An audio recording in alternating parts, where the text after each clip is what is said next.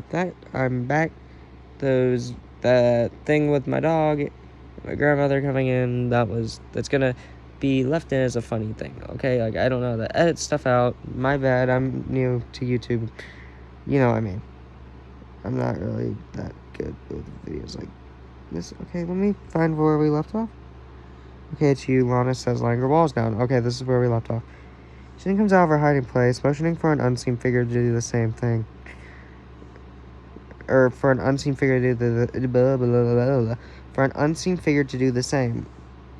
It's okay, Lola. It's okay, I say calmly. You know, you're not good at faking being calm, right? Lola says, stepping out of the shadows.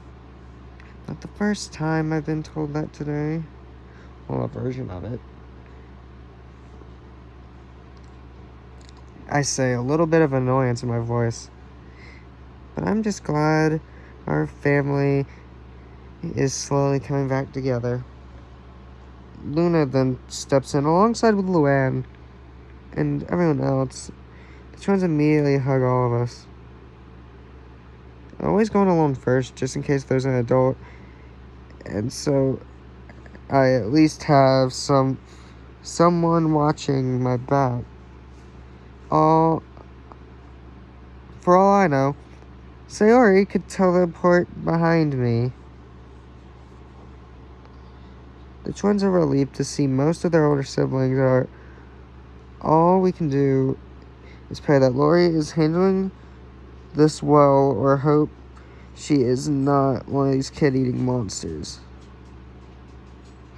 After another round of hugs and reunions, I mentioned that we gotta go. Let's go find our other siblings, I say. Lana quickly grabs her hat before returning to the group. Okay, who's next? Lucy. Wait, I thought you said the school was backwards. Shouldn't we have passed her classroom first? I asked, confused. We did, but remember, she has poetry club after school, Lincoln clarifies. Alright, we're heading that way. Oh, right, we're heading that way. Let's stop by the kindergarten classroom and retrieve Lisa first. I say, stopping at the door of what I believe to be the kindergarten classroom. I looked at Lincoln for validation. Lincoln told me this is the classroom with the most kids, so it would also mean it was the classroom with the most flesh for the adults.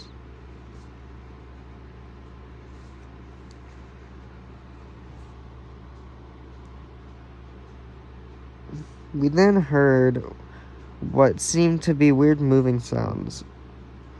I wouldn't mind if a few of you came in with me this time, I say nervously. Natsuki immediately stands next to me. What was it? Okay. I love you, Jonathan. Natsuki says, I look her in the eyes before saying I love you too. I take his shaking hand and put it on the doorknob. My hand begins to shake. I can't do it. I can't see those kids so young and their lives taken away like this.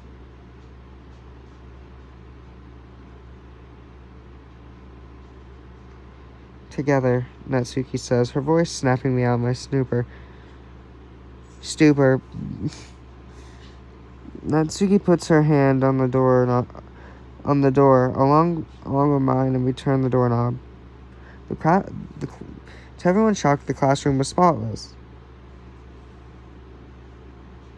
I don't know how, but it was spotless. No blood, no guts, no dead kids.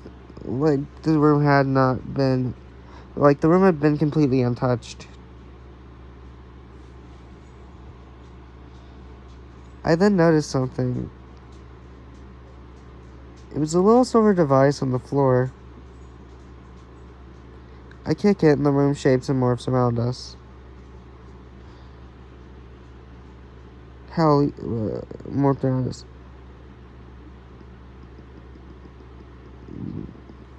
Hell, even other teachers are dead on the ground. Looks like the virus only affects a certain amount of adults. It infects certain few adults.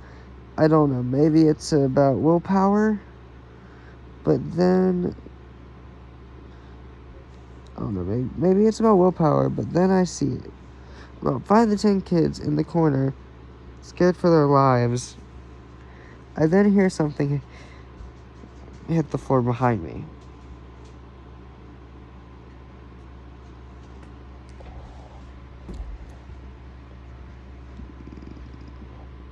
Me and Natsuki slowly turn around.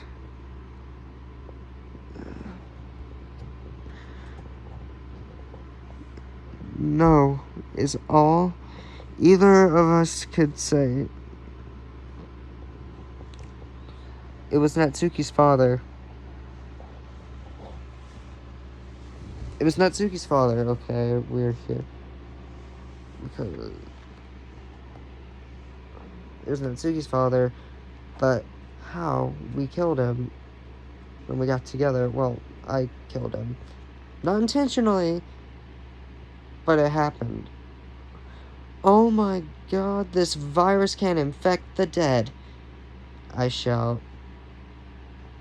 It was so long ago. We've been together for at least 2 years when we first entered high school. You know, when the literature club started. What can I say? When I say all of us are 15, I meant physically. With our superpowers, we all age slower, so we technically are 18. I don't know, superpowers are confusing, even to those people who have them, like myself. I jump back more in shock. No, you can't be here. It has to be that device, Natsuki says in disbelief. He can't hurt you anymore. I won't let him hurt my cute girlfriend.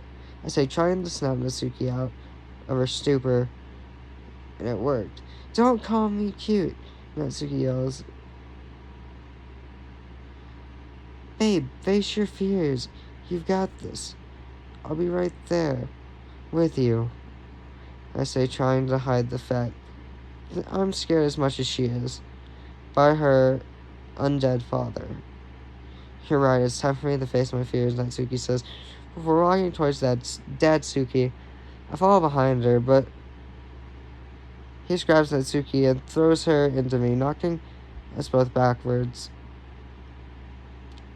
He then picks up Yuri, slamming her into the ground, taking a bite out of her arm as well. Her skin immediately regenerates as I jump towards the undead man. But he moves super fast, dodging my Green Lantern constructs and knocking me out of the way into a locker. Ouch. Get the kids out of here now, I say, ignoring the pain. I then hear a supersonic jet along with an explosion. Fuck. I think the MP must have taken longer to affect the Blackbird, I say. But a lot of X-Men Avengers come pouring out non-infected, somehow with only minor burns. Quicksilver, get the kids out of here, I shout. He does it, and quickly returns. Where'd you take them, Pietro? I ask. Oh, the food and fuel. It's become a safe haven.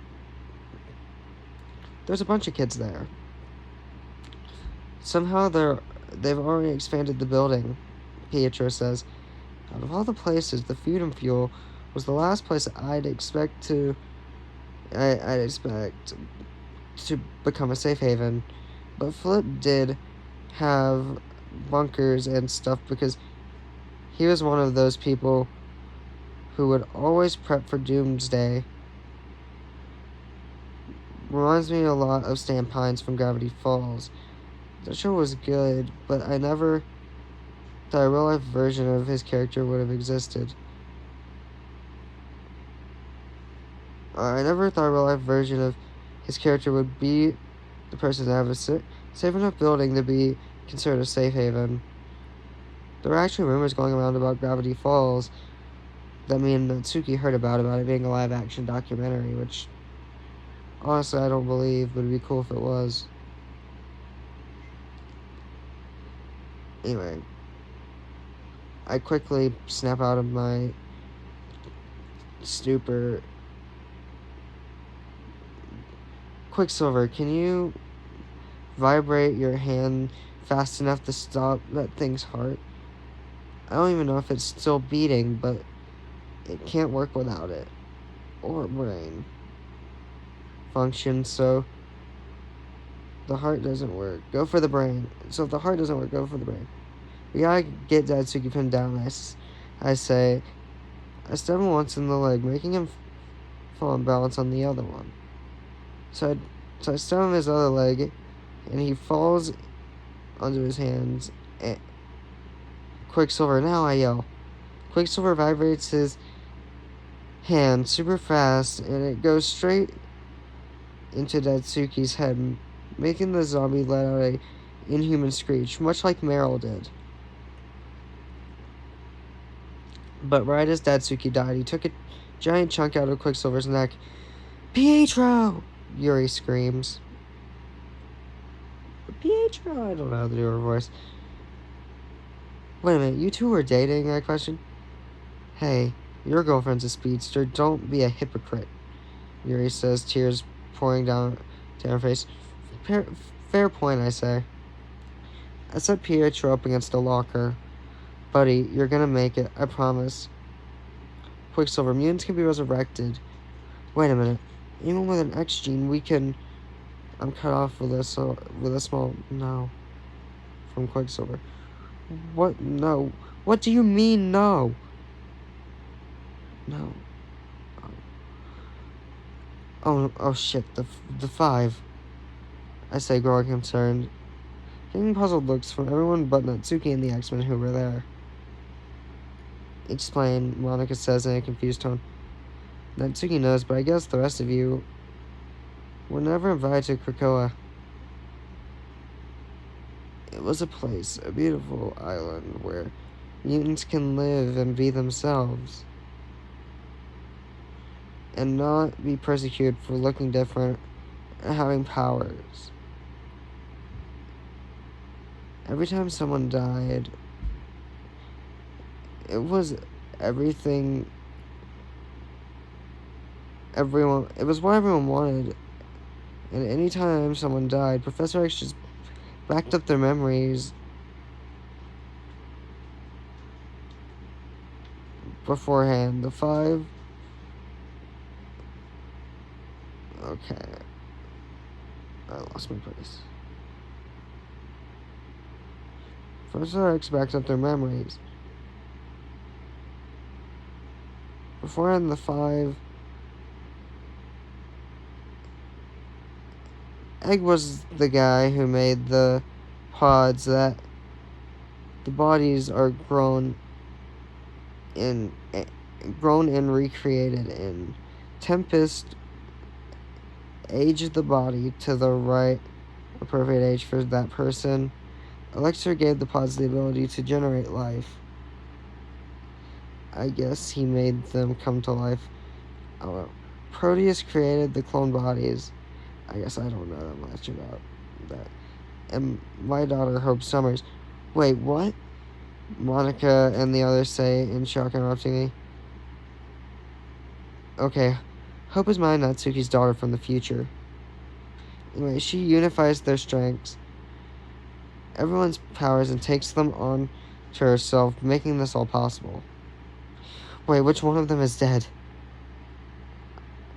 I say, suddenly realizing. Quicksilver looks at me down in the eyes. Hope. No. No. I whimper. You're lying, Quicksilver. Please tell me this is just... Please just tell me this is some joke, I say, with tears in my eyes and pain in my voice. He didn't answer. Pietro? Yuri asked, pain in her voice as well. He's gone. Just like Hope. Suki hugs me, crying as well. I'm not the only one who lost hope. We both lost her that day.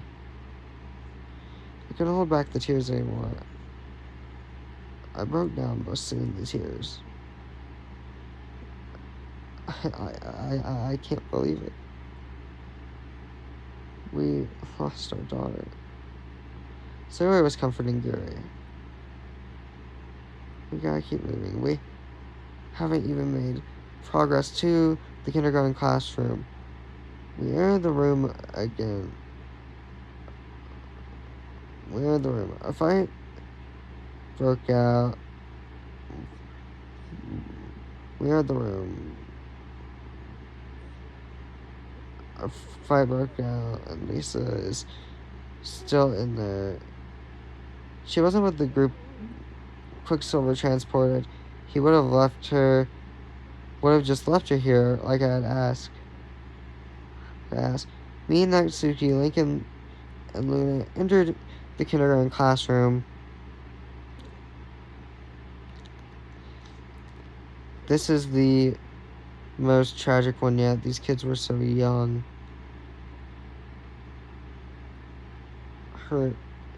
It hurt me physically to see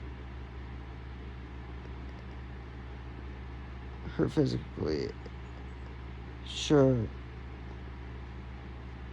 The aliens like Thanos, how I put this, tried not to kill kids. He was a homicidal maniac. Who am I kidding? It's Thanos. It just still hurts seeing these kids so young, their lives taken away so quickly.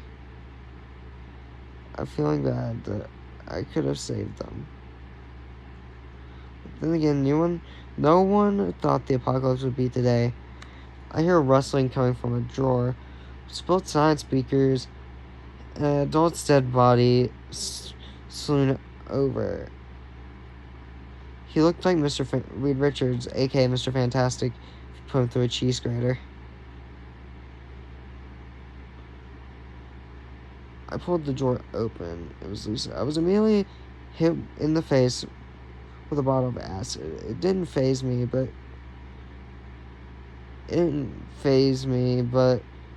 she wouldn't know if an adult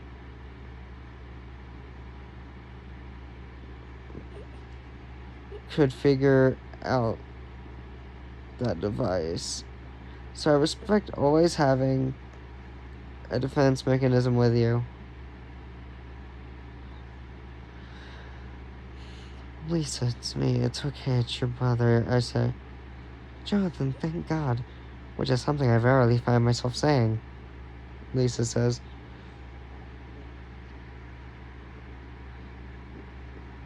So far, everyone's okay.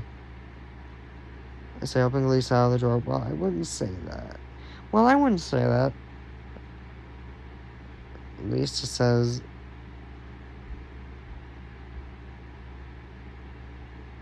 I looked down. What are you talking about? Oh, she had several acid burns on her left hand, but other than that, she was fine. You alright? I ask. Are you alright? I ask. Lisa responded with, yeah, I've had way more spilt on me before. Oh, okay. I say half happy, half concerned for how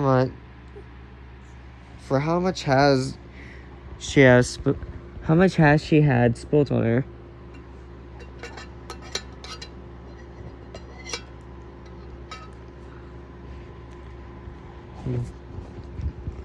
Let's go to the poetry.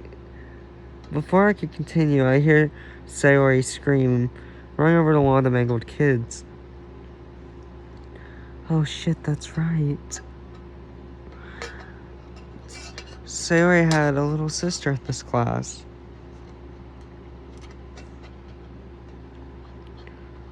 What the I think? The mangled kid gets up like she's fine, talking, and just like her little sister asking for a snack. Or just like her older sister are just like her sister, asking for a snack. But how? I ask. The young girl then takes off the small wristwatch device off her arm, revealing that she was completely fine, other than a few blood stains. Sayori, did you steal Nightcrawler's image inducer? I ask. No, no, no, Sayori says. Then how did your sister get it? I ask, tilting my head.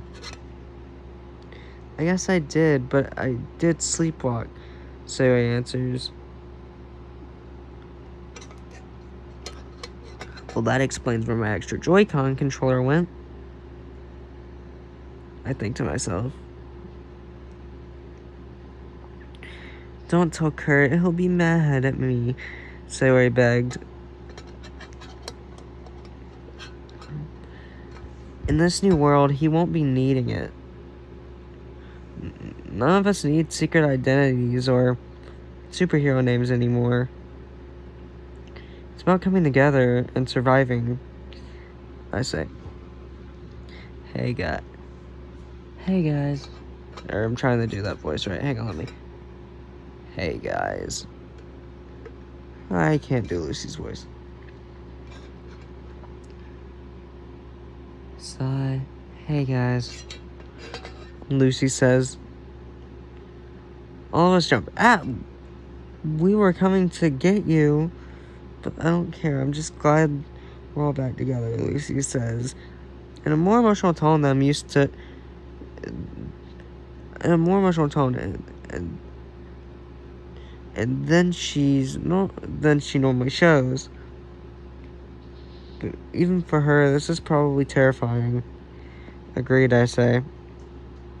I put my two swords in their sheaths. Hey, I was in the gym and I found these two extra blades. Monica says, I'll take them, Natsuki says in an overexcited tone.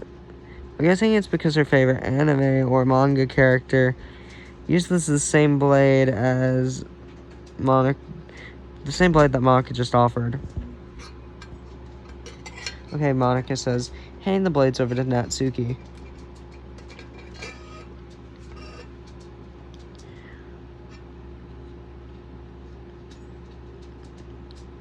Monica, I have an extra sword if you want one, I offer. Oh, I don't need it. You, Natsuki, and Sayori aren't the only Green Lanterns, she says, revealing a Green Lantern ring that's immediately snatched off her finger by an infected Bart Allen. Which is, Impulse Kid Flash. Which I trap him in a locker, using my lantern ring as bait. Looks like I will be needing that extra blade, Monica says. Okay, I say, putting the extra blade in Monica's hands. We look outside the window. I don't know if it's creepy or not seeing an adult.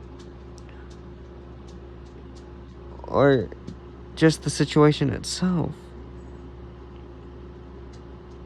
We could turn this into a safe haven, Natsuki and Lincoln both bring up. Yeah, but we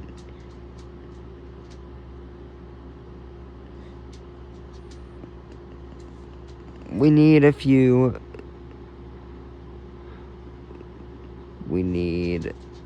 essential things from home.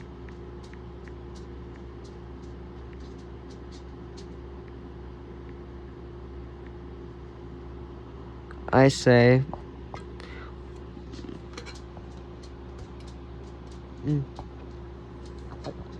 Lily! Lincoln exclaims, fear taking over. Oh shit, that's right, I say. My adrenaline starting back up. She'll probably be fine. Sue stayed home instead of coming to school today and was watching her.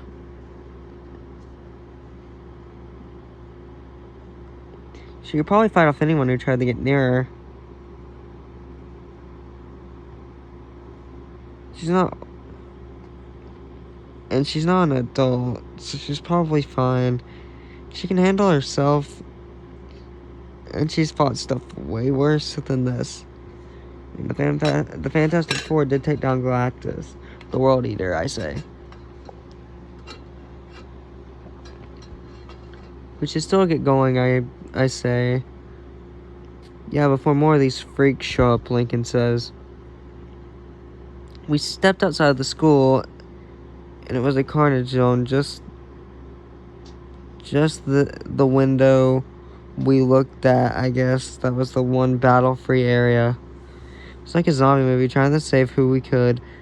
Others eventually falling to the overwhelming amount of adults rushing them.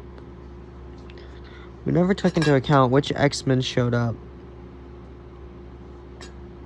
We were just fighting to live. After taking down a few more adults and saving a few more kids and directing them towards the food and fuel, we finally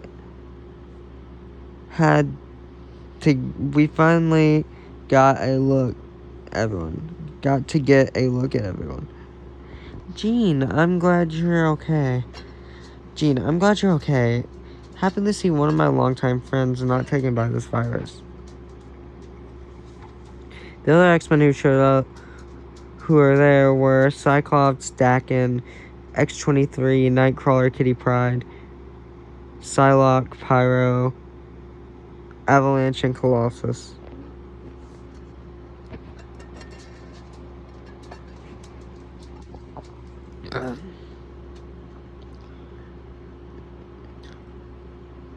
I know that we're not all that's left, but we have to fight like it, I say. Eventually, we've almost made it to our house, which we named the Loud House.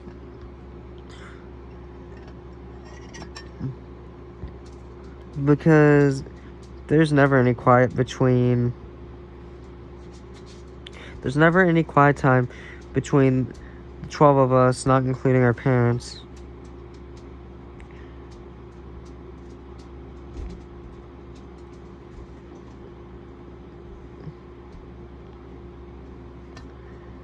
Lola never took her head off of Lincoln's shirt, which I don't blame her.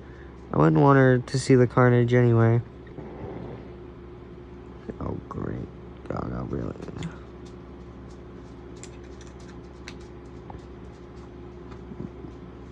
We all began to hear ringing. It was high-pitched and getting closer and closer. Eventually, Clyde looked up and screamed, along with Chandler and Lincoln's friends, which probably made me look up. Get back, now! I said, realizing that it was a plane. Everyone moved back besides Chandler, who just stood there. He almost lost his arm from the bite. But he just stood there. I don't know why. I don't know why. It's not impacting his ability to run.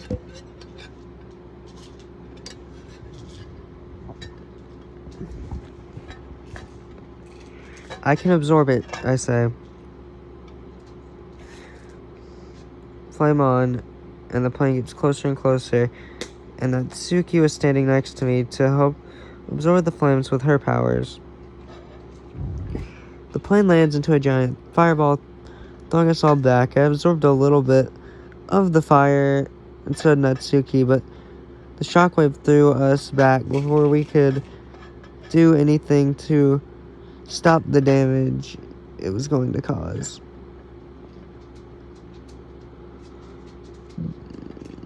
We all woke up pretty soon with a high-pitched ringing filling our ears and screaming of our younger siblings.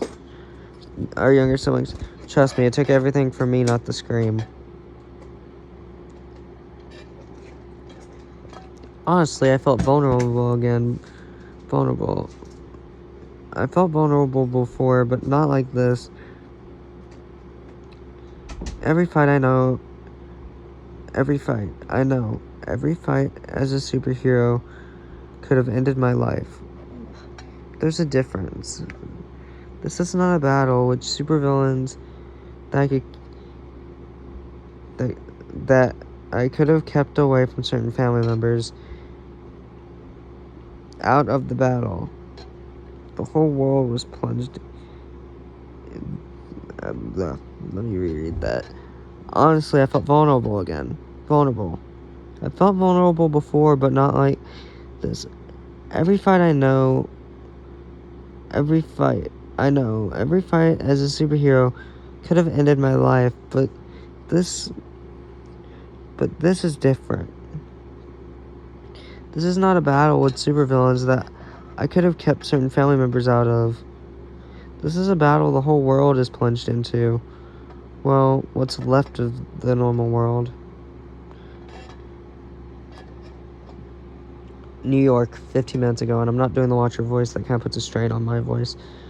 The Avengers are being run ragged, trying to stop what seems to be like normal people over the age of 18 feasting on kids. And if you're wondering about this, like a bunch of superheroes like with healing factors like Captain America, they're not infected. Like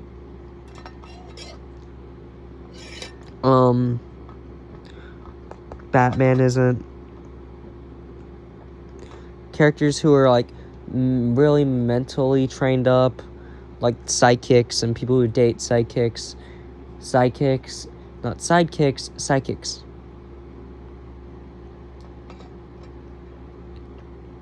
So real mentally trained people like the Bat family and stuff, like people like that.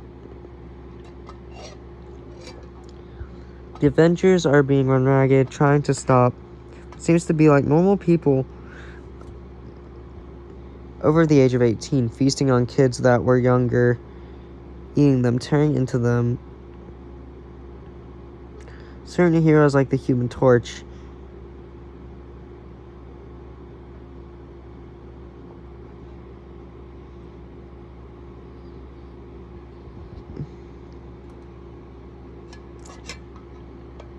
like the other Human Torch, Johnny Storm, Mr. Fantastic,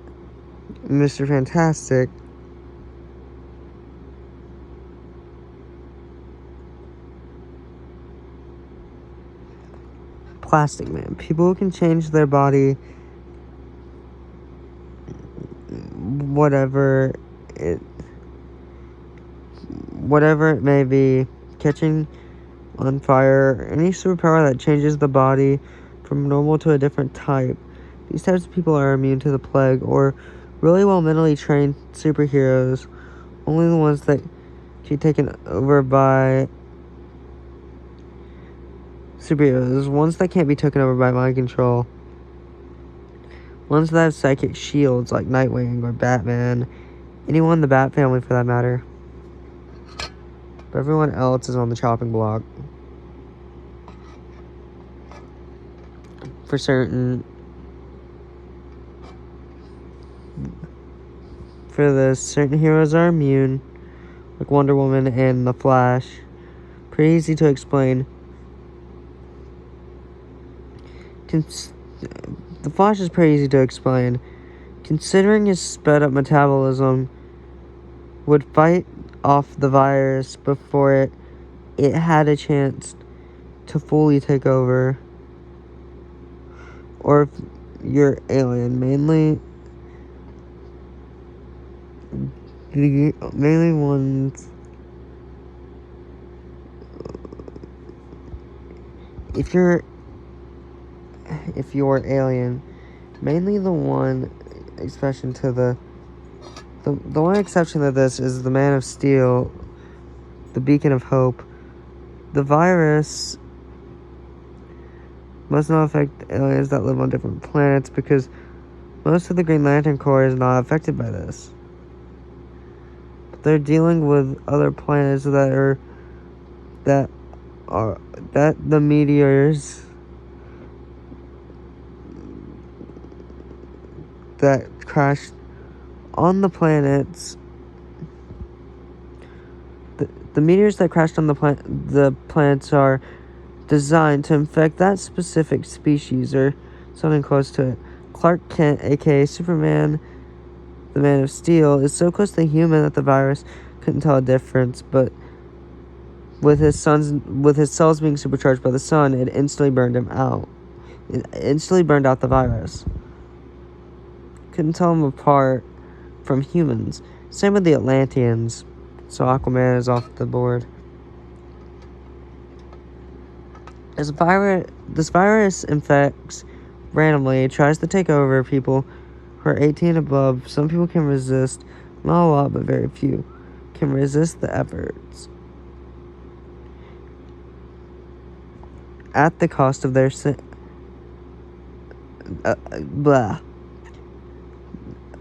Very few can resist the effects of the virus at the cost of their sanity of the person who does.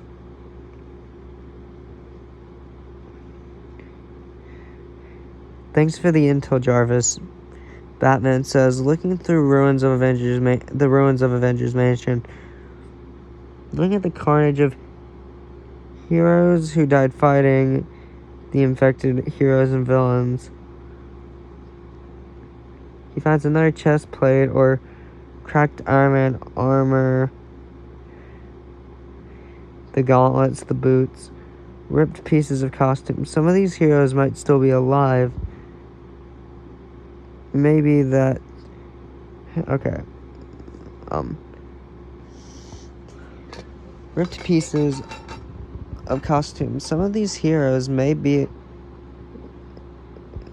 that some of them may be alive or missing.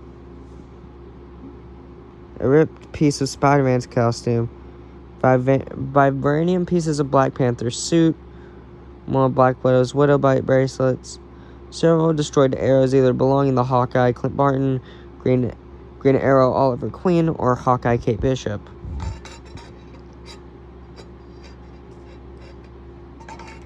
Batman hears a muffled cry in one of the rooms and kicks down the door to find Artemis beaten and battered, blood dripping down her face from a head wound. Blood in several other places from small cuts, bruises that she sustained in the fight. Batman walks over to her, picking up the steel beam that traps her. He takes her to the Batmobile as he tells her he'll be right back. We're heading back into the destroyed mansion. He was looking for more survivors and found Wally West and brought him to the Batmobile as well. Batman went back one last time and found Kate Bishop, Hawkeye, somehow still clinging on to life. She looked worse than Artemis and Wally. Wally had almost lost one of his arms, one of his legs. He had definitely lost one of his arms, but she's basically gone. But Kate Bishop's basically gone.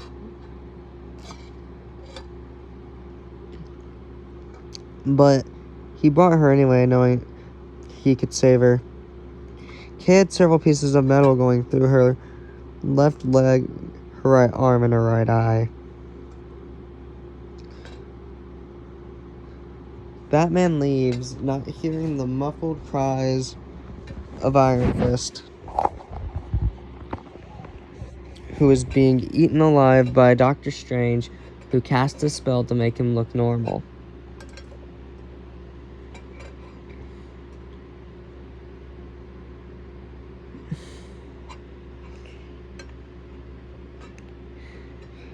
In this event, loved ones will be separated across, will be spread across,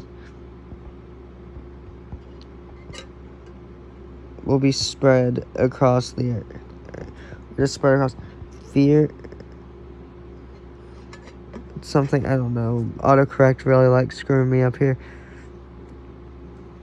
Across fear, others will be separated torn apart. Others will be reunited. Others will have to fight who they love and work with who they hate. That's the end of... Wait, I thought that said that's the end of chapter 1. That's the end of my recap. Anyway, back with our main group. Thank you, Watcher, Monica says. Everyone looks at her like she's crazy. Monica, who are you talking to? I ask. Oh, that's not important, Monica answers. I mean, it's the apocalypse. It's the apocalypse. Monica, for all we know, her mutant power, she could be talking to the freaking guy on the moon who watches all events but vows not to interfere. I've never met him. The Fantastic Four have met him. This is before I got my powers, so that's why I don't believe it. I say. Passing off Monica's statement as a type of coping mechanism was with what she's going through, and then what we're all going through, though a lot. We're all going through a lot, so who am I to judge?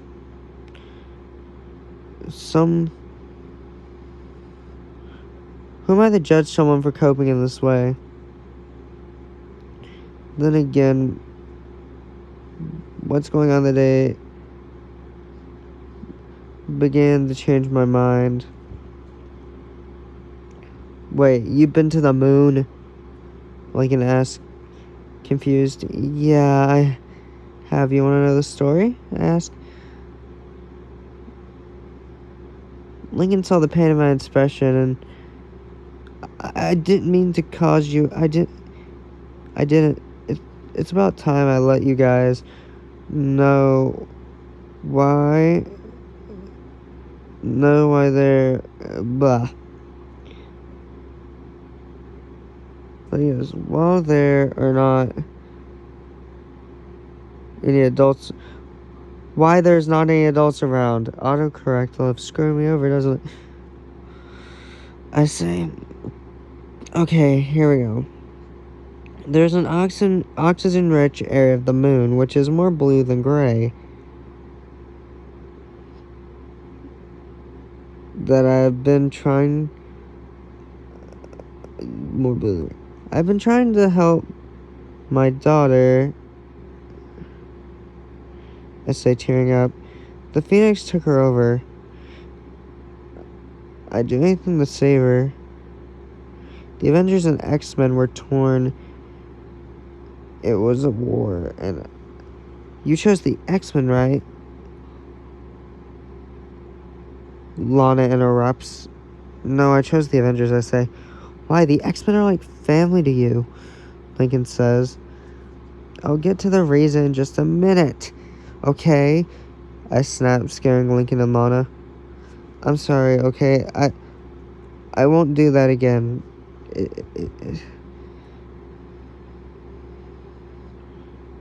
Just, okay, let me continue.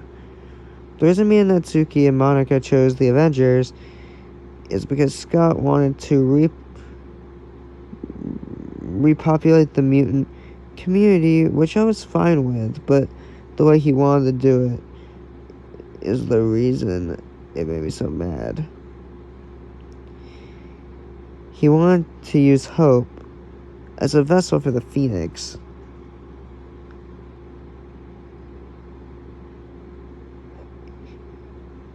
In hope that the Phoenix could reactivate the mutant gene in humanity. Wait, when did the mutant gene go dormant? Lisa asked, confused. Scarlet Witch had a mental breakdown and made a fake reality where mutants were the dominant species over humans.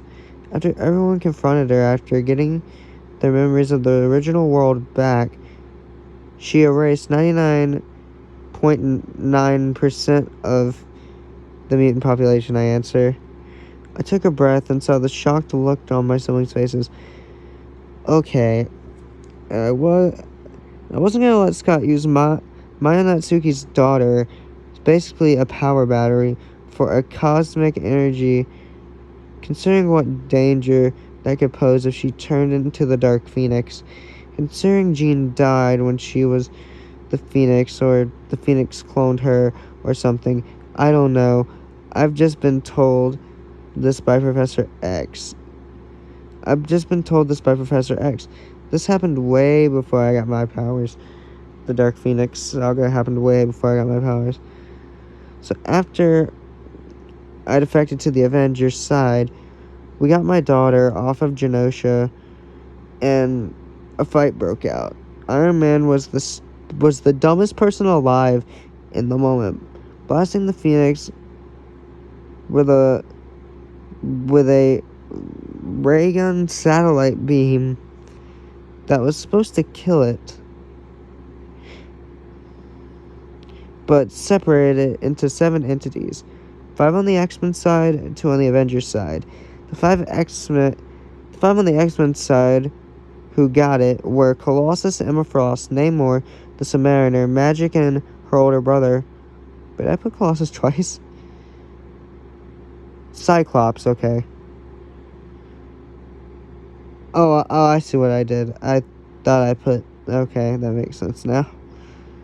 Meanwhile, me and Natsuki were the other two... Were the 2 on the Avengers side who got the Phoenix Force. We almost immediately let it go. We kept it for a little bit, only because Namor decided to try and drown Wakanda.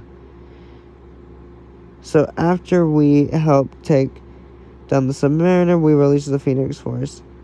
We're doing very simple things like curing Sawyer's depression, Sawyer of her depression, along with a bunch of other people who had it. Being the things we did before releasing it. Because it might sound good on the surface, but it corrupts slowly. That's what happened. Or wait, then what happened? Then what happened? Luna asked, growing curious. An all-out war on the moon is what happened, I answer. We eventually found out the person with the Phoenix Force, one of the people with the Phoenix Force, if they were defeated, the remaining 4 gained their power. So we took down Colossus and his sister Magic. Actually, we tricked them into knocking each other out, Natsuki corrects. Alright, okay, I say. Anyway, Emma Frost and Cyclops had the Phoenix Force. Then Scott wanted it all for himself because the Phoenix was corrupting him, so he knocked out Emma and took her portion of the Phoenix for himself. We got into a fight with Professor X and killed him by blasting a hole in his chest. But it wasn't his fault. The Dark Phoenix had taken over, I say. I did everything I could to save Hope. Like I would go in this case, but I failed. Wait. If the other 4 are still alive, we could bring her back. She makes the power stronger. But Jean and Natsuki are both Omega-level telepaths. We could see our daughter again, I say, full of happiness. I didn't realize my phone fell. There we go.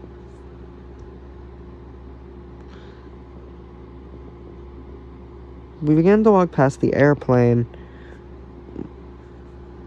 Lincoln thought I saw something in the wreckage. He said something to grab my attention. I stepped back. Hang on, let me... Here we go. There we go, Governor. Sorry, I couldn't help myself.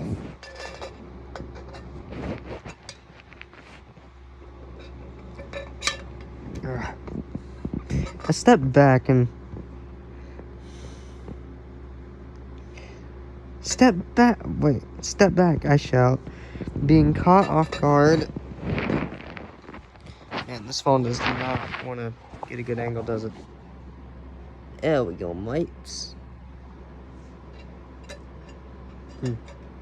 Okay. Step back, I shout, being caught off guard, seeing a pair of eyes that were crazed. So I just shot a fireball in their direction, and they backed away into the darkness. There we go, all taken care of. There's no other way to exit the plane.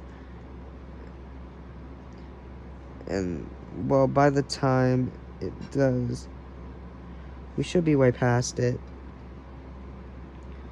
Wait, what is it? Lincoln asked. Just go now, I shout. Cyclops, come here, I order. Optic blast, now. There's nothing in... Just do it, I interrupt. Scott glanced at me, judgingly, and did it. Did as he was told. We were met with several inhuman wails of pain. Several zombies poured out of the once aircraft, now just burning pieces of scrap metal, burnt into the ground. We were almost home free. We could see the Loud House. We're not gonna let some burning corpses take us down. Flame on. I take out 3 or 4, but then one hits me to the ground. When I saw who it was, I'm not gonna lie, it hurt a little bit. MC Zoe tears up at the sight of this. I kick him off me. Ring, what is this? I ask. Origins unknown. Skin sample could be used to determine the robotic ring chimes. Would have to be from unburned subject, Ring adds. I shrug. I made a rocket launcher, kicking the zombies back. I got a message from my ring. The Guardians have allowed Green Lanterns to use lethal force against these creatures. Just don't let Sayori's ring know that. Okay, so what I'm gonna do after this is gonna be chapter 1, then I'm gonna do chapter 2 tomorrow, then I'm gonna write chapter 3, do chapter 3, and then when I finish the story, like the main 3 chapters, I'm gonna do them all in like one mega collage video type thing and throw mine Natsuki's origin in there. We can do the super long video.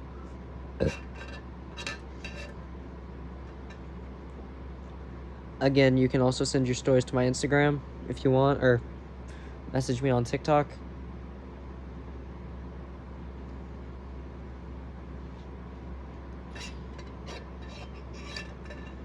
It can be, there are some shows that I am going to cover. It has to fall under like the action category, so it has to be, or like just any category of like these shows I name. Loud House, Ed's World, Doki Doki, Marvel, DC. Like it can be anything. Kim Possible, Gravity Falls.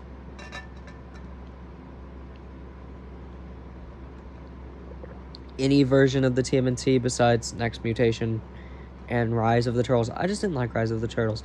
But, and you have your permission, you have my permission to use my character. Like, use my character any way you want. One rule, though. No shipping him with Yuri, alright? Deal? Alright, good. Good. If I were sending warning to the Guardians, blah, blah, blah, blah, blah. It's just something about, like, Zoe's ring not getting the notification about being able to use lethal force. Thank you, SA. You're welcome. Green Lanterns will be arriving to your location shortly. By shortly, what do you mean? I ask. 15 to 20 minutes. Remember, this is happening all over the galaxy, but your planet is the most endangered because the virus only affects adults of the world, which there are far more adults here than other parts of the galaxy. All the times that you call upon Green Lantern's light and travel to other galaxies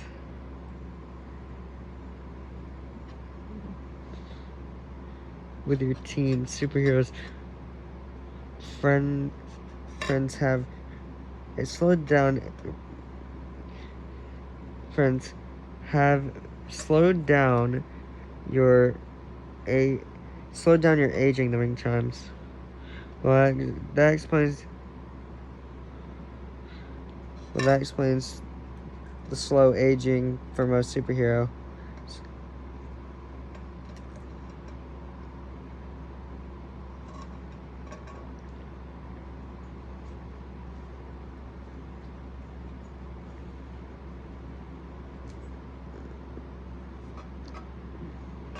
And then past an old woman. Her name was Scoot. She had fallen off her electric wheelchair bike thing, whatever.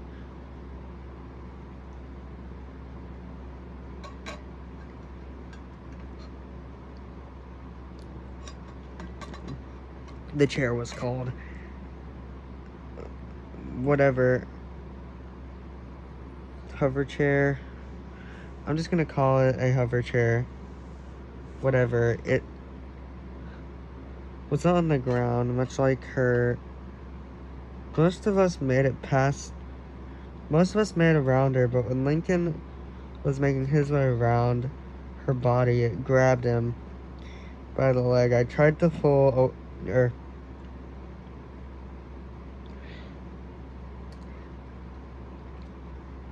grabbed him by the leg.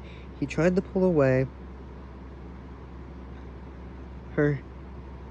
I tried to pull away her hands with my Green Lantern ring constructs.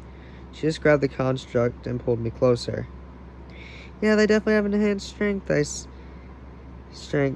and speed, I say, and durability, I say. Little help here, Lincoln says. Flame on, I say, hitting the old woman, but it didn't seem to do much. So I grabbed the hand that was holding Lincoln and began to burn away at it, letting Lincoln crawl free, but she wouldn't give up. She got several scratches on me, nothing that would keep me down. I eventually grabbed her by the head and let the skin melt away. The old woman became goo on the sidewalk. Her boyfriend Tyler was the problem. If you haven't seen season 5, you'll not understand what I'm talking about.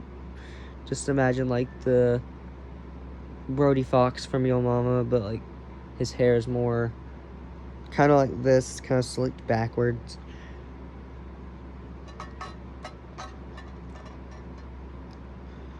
And like he's way dumber, so just imagine that. Her boyfriend Tyler was the problem. He punched me in the family jewels. Let's just say that he eventually pinned me to the ground. I pulled out my sword. He grabbed it, pulling it out of my hand. He had it by the handle, driving it closer and closer to my face until I saw a streak of super speed hit him so hard he was flying backwards. It was Natsuki. The infinite mass punch. Nice, I say, getting up. It's twice the girlfriend has saved the boyfriend today, Natsuki says to me, chuckling. Boy, my sisters aren't gonna let me live this down. Are they? Now I know what Lincoln feels like, I think to myself. Do we really have time for a competition? So we're gonna be like, oh, that's like 2. So it's like 2. You'll see what I mean. Hey, why not? It's the apocalypse. We gotta have a little fun, Natsuki says in a playful tone. I look at her. You're right. Why not? I say. in the same playful tone. Look out, I say, creating a Green Lantern bubble shield that Tyler began to smash upon. Get the hell away from my girlfriend, I say, looking up. With the huge monster smashing upon the shield that Natsuki was placed in. Monica, now! I say. A giant green sledgehammer then hits Tyler in the back, paralyzing him from the waist down. This is a continuity error thing because I forgot to take the sentence out. I kind of forgot it was here. So let's just say she created a plasma beam. Alright? That's just between you and me. That little screw-up's between you and me. Also poke fun at sister wives in chapter 2 with a polygamous thing. I'm just trying, like, I'm not poking fun at the people, I'm just poking fun at the thing, because I do, like, I don't understand it, and we make fun of things we don't understand, so please don't be mad at me.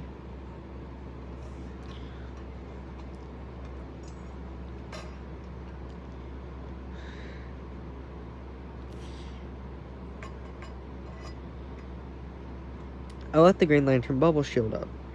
Thanks for the save, Natsuki says, blushing. Hey, I'm back on the scoreboard, right? I say, giving a slight smile. What is it, 2-2? No, I ask sarcastically as we run towards the Loud House. I don't see why you like him, Yuri says. Natsuki answers, because he saved my life. He would save yours too.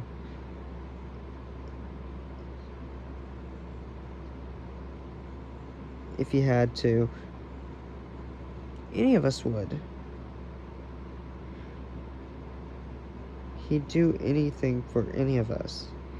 He's selfless and he doesn't care about looks. He cares about personality. And we have a bunch of stuff in common. He likes it for my body and my personality, Natsuki answers.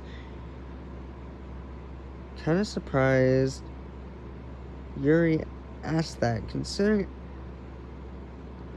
ever since you were at my house, my pin's been missing, I say.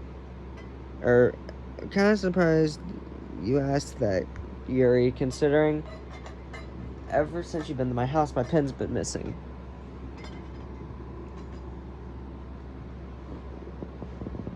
I say, floating back over. Oh, well, Yuri struggles to find the words. That's what I thought, I say teasingly.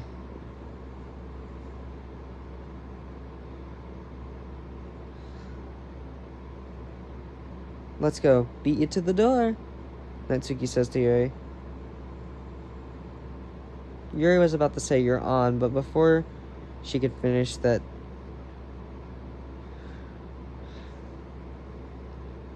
Before Yuri could finish that sentence, Natsuki was already halfway to the door. Alright, super speed, Yuri says, shrugging and running towards us. Not wanting to be separated, she mumbles something to herself. If I let go now, would they all be safe? Can I turn back now and be a hero with the villain in me? You'll understand why I'm singing that later. Why I was singing that part later.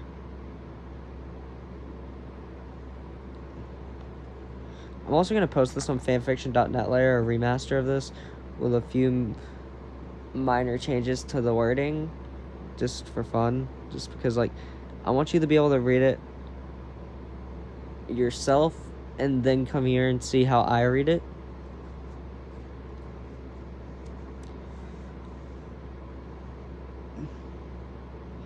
We were almost to the door when Lincoln was pushed to the We were almost to the door when Lincoln was pushed down by Mr. Grouse.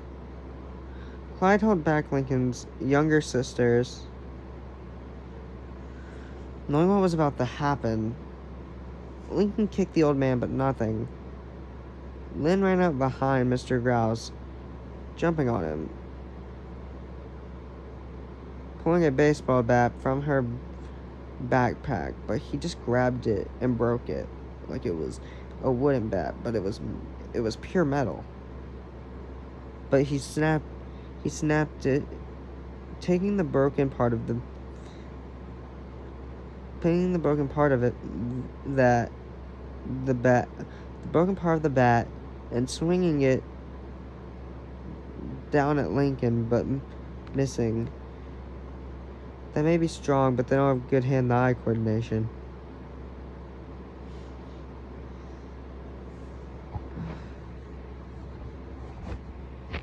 Just think, there you go. They don't have good hand-eye coordination. Seeing that he missed,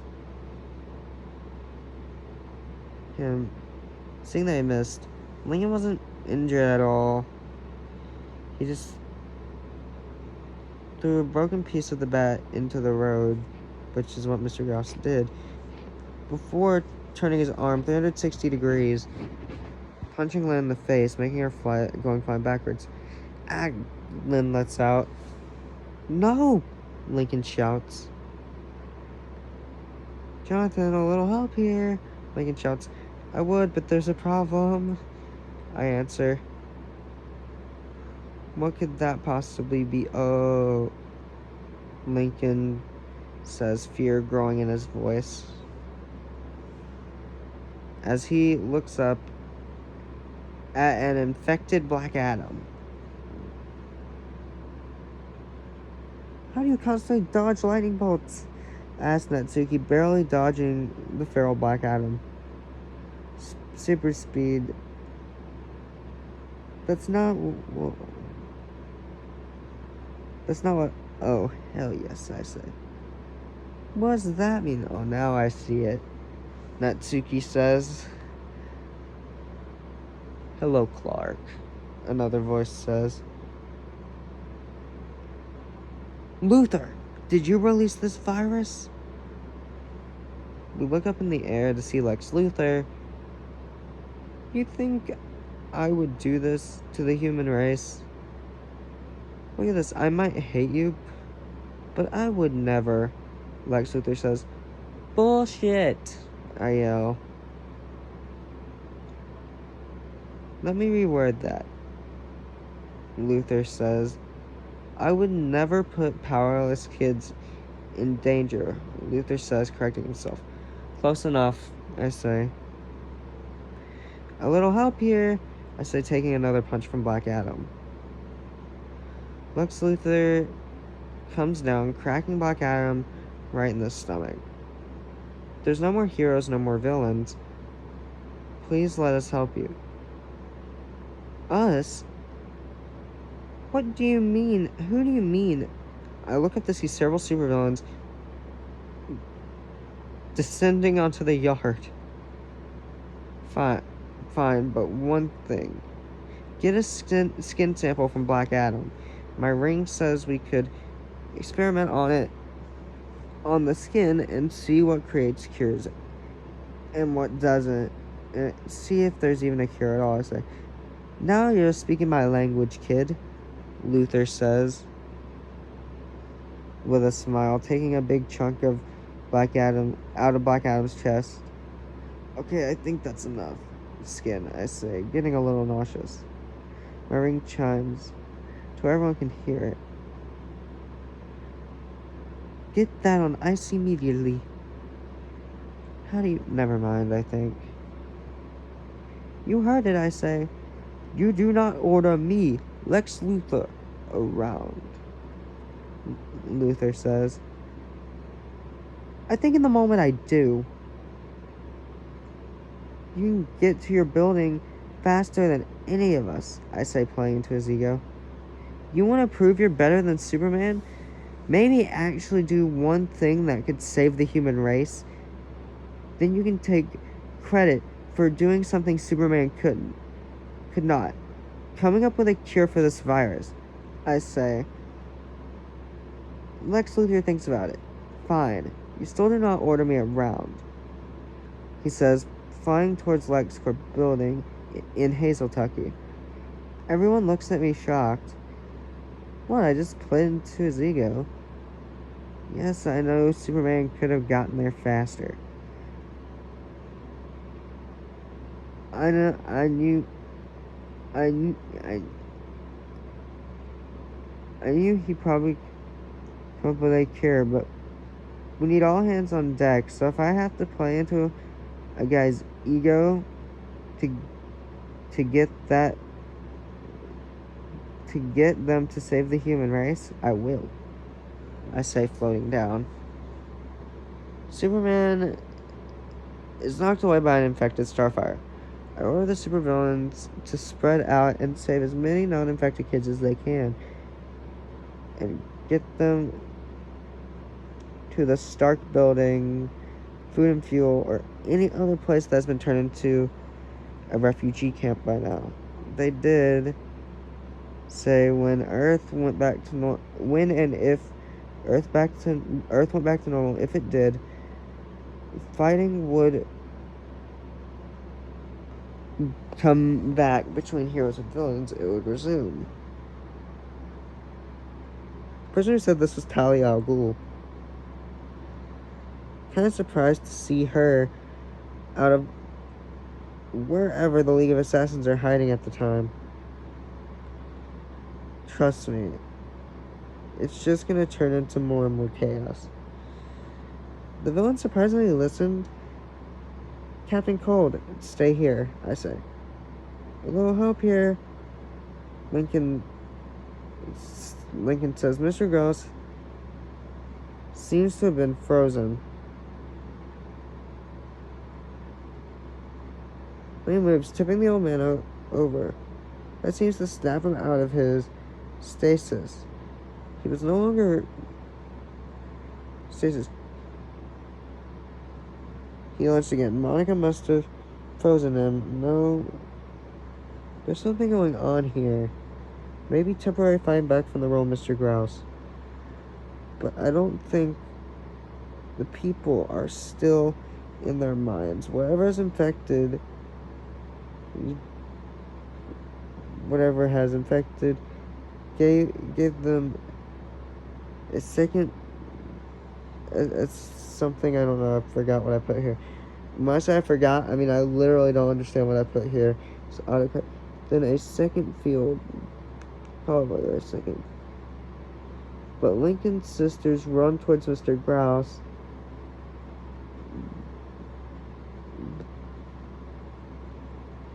Who had pulled a butterfly knife from his pocket. Oh, no, you don't, Lana says, but Mr. Grouse spins around, slashing Lana across the face, leaving an imprint of what looks like the letter L, but decayed and falling apart. Little did anyone know that cut would change the tides of battle. It'll change everything. Will it really? We will have to find out. Lincoln screamed, "No!" Unknowingly turning his arm into an exact copy of Omni-Man's from Invincible, punching Mr. Grouse so hard he went into the air, past the clouds, and started to slowly fall back down. Before Lincoln knew it, he fully turned into Omni-Man, but he only had the strength and speed. He did not have the invincibility or slowed down aging. Everyone on... Oh wait, repeated. Everyone on this planet from being exposed to superheroes mainly, so it's saying like every character has slowed down aging because they've been exposed to superheroes for so long. Superheroes mainly. Superman had contracted something to slow down their aging, I'm guessing. I don't know. When I say I'm guessing, I'm literally some of this I literally forgot. Let's hurry before he gets back. He won't be getting back up, Lucy says. Snatching a screwdriver off of Lana's tool belt, jamming it into the old man's brain.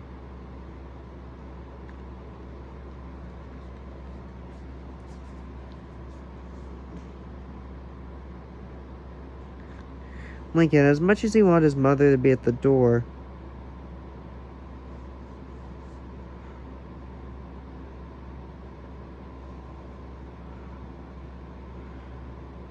greeting him happy,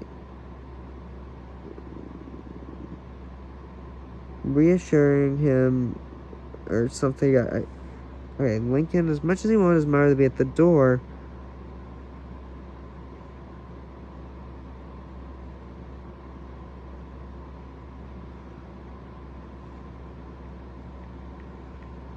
hang on, I'm just gonna fix this. Because I'm in the editor mode.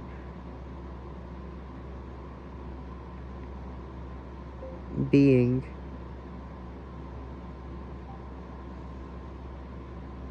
happy that our family was safe and that some superheroes were still out there.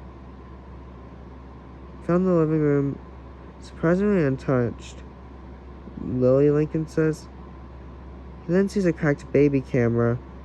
No, Lincoln says. The rest of us in the house. The rest of us the rest of us go and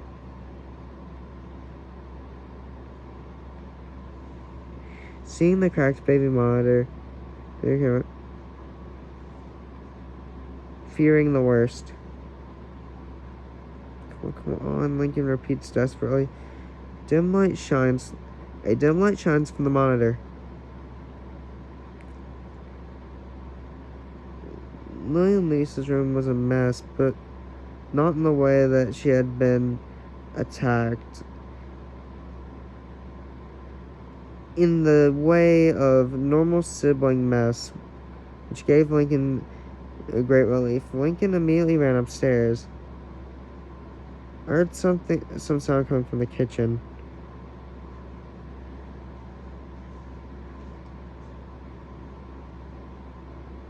Igniting my fist into its fire form, I walk in, but am thrown to the ground. You're not hurting my family. Wait, I gotta do it Sue Storm's voice. You're not hurting my family, zombie. I hear a voice from above me say, ow, I say. Oh my god, baby bro, you're hurt alive, she says to me, immediately helping me up, hugging me, relief in her voice. I thought I'd never see you again, we both say, happiness in both our voices. Where's Johnny? We both ask, desperate and wanting to know where our brother is. I thought you would know, sis.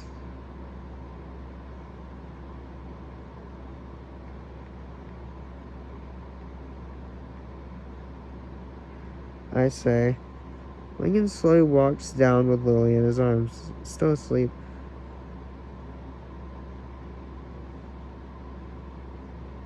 I push forward a baby carrier for Lincoln to put Lily into. I was never here that much, but the house still gives me a great feeling of safety, Natsuki says. Ditto, I say. Don't get me wrong, I lived here for a while, but I spent most of my time at the Xavier Institute before I trail off. Before what? Jean says, growing a little bit agitated. Before you died. Before she died. Before you died. Before I lost you. Before... You are the reason I quit the team in the first place. If I was stronger, it could have been different, but even after you came back, before I met Natsuki, You somehow found me. I tried to stay with you. I tried. You were a completely different person.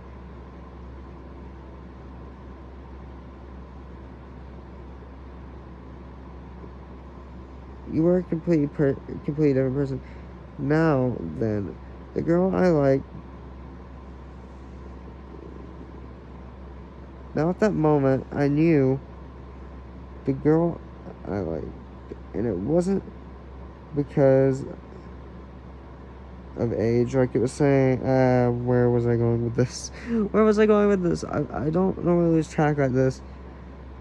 As you came back, you were a completely different person before I met Suki. You found me. I tried to stay with you. I tried.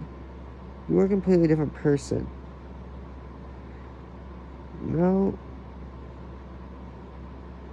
it was supposed to be not the girl I liked, and it wasn't because of age. I was younger than you anyway. We would have been the same age if that day would have happened. If I met Natsuki and saved her life, before I met Natsuki, but then I met Natsuki. I saved her life. I love her more than I ever could have loved you. And not that I tried. Hang on.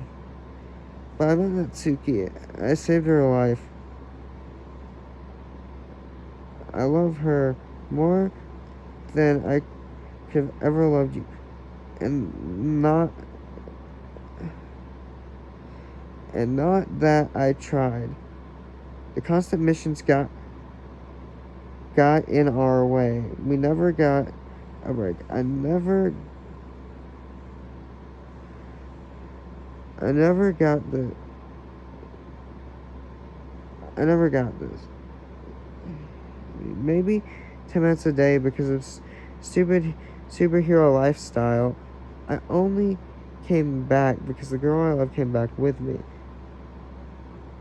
I knew her for days, much in the literature club. I sat on my knees crying. So I was basically saying, hang on, let me reword it. By met Natsuki, I saved her life. I love her more than I ever could have loved you. It's not because it's not that I tried. The constant missions got in our way.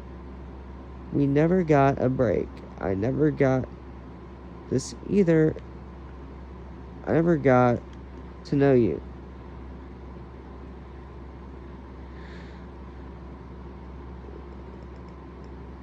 I never got this. Either of you. I never got maybe 10 minutes a day because of the stupid superhero lifestyle. Okay, I'm just gonna sum it up. Basically, the only reason I dated Jean Grey is because I thought I had stuff in common with her when I didn't, and we never got to figure that out because of the stupid superhero lifestyle. So there was stuff I had in common with her, I just never knew.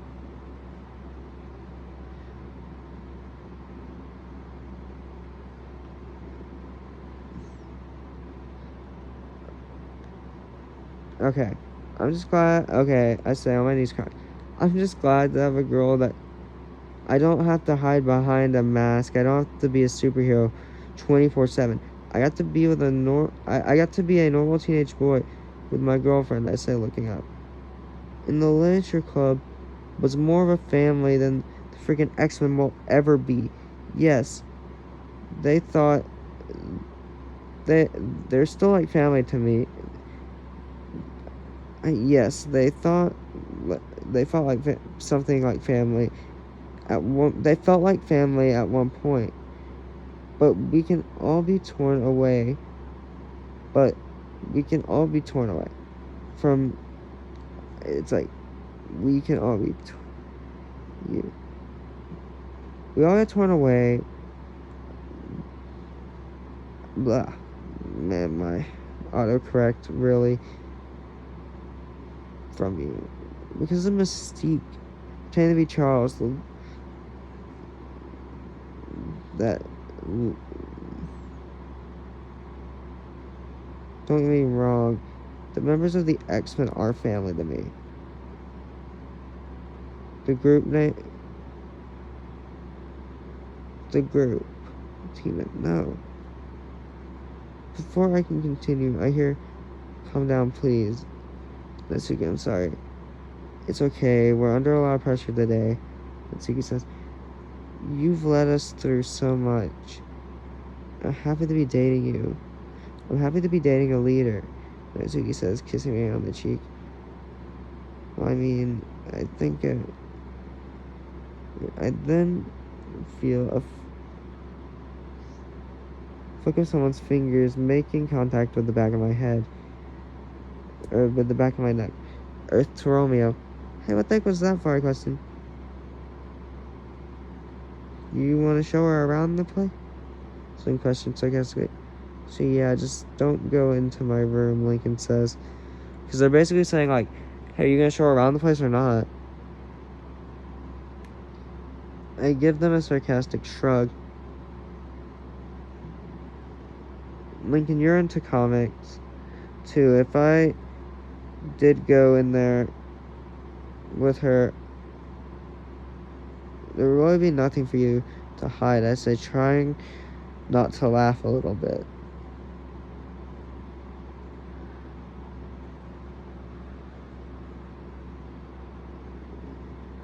So there's another.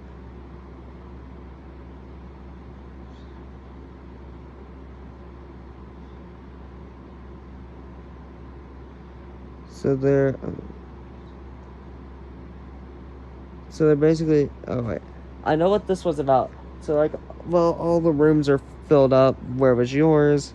She was basically asking me like where my character's bedroom was. I jump up, pulling down the ladder to the attic. They made you sleep up here? Natsuki questions, giving me a judging look. It was either that or making Lincoln sleep up here. So I gave him my room. I answered, by the way, watch out for the loose floorboard. What loose floorboard? Natsuki asked before the loose floorboard flies up, almost hitting her in the face.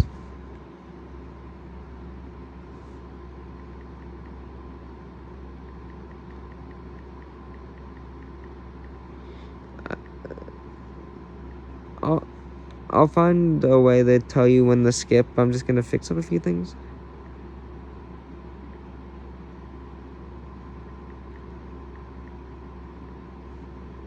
Natsuki.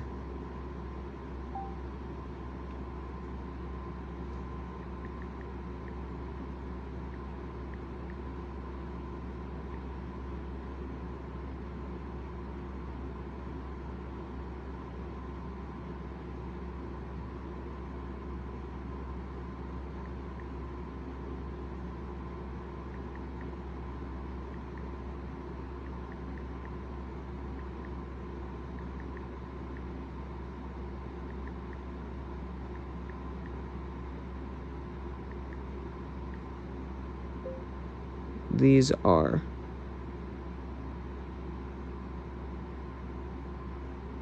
rooms.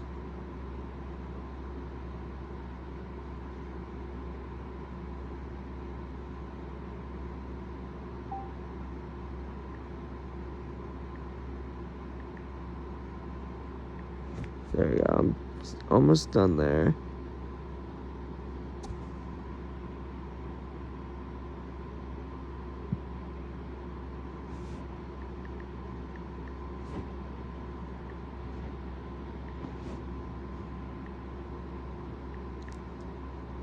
Where? Where? Where?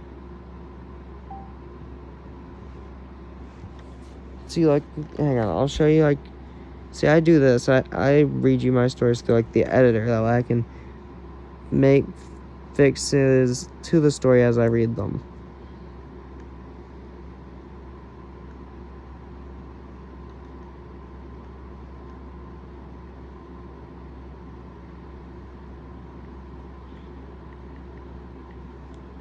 your girlfriend.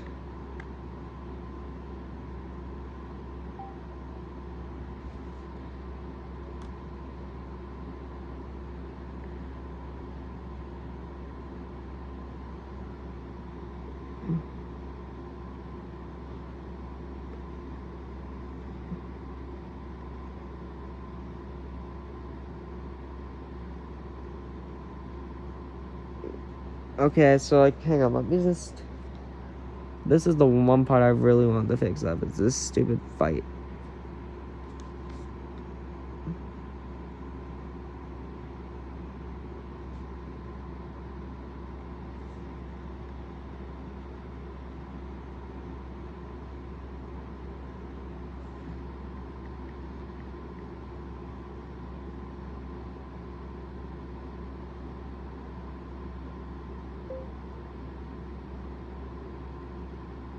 Didn't try to get to know you.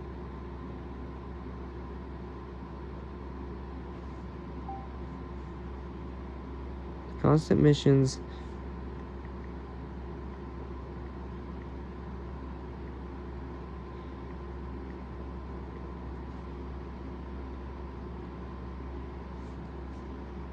Got in the way. The way. We never got a break.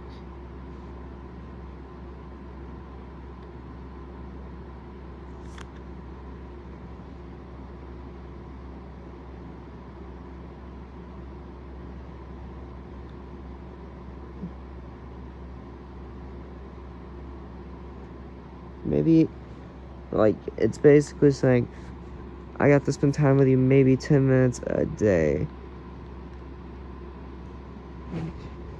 So,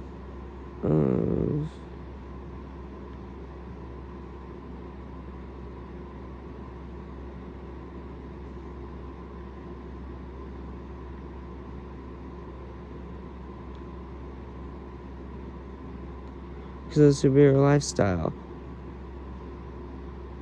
Period.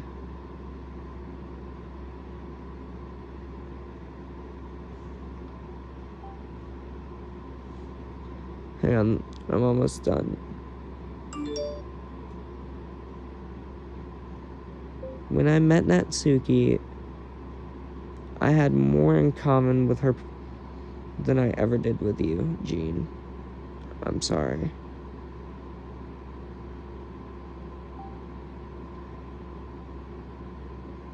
I only came back because the girl I loved came back with me.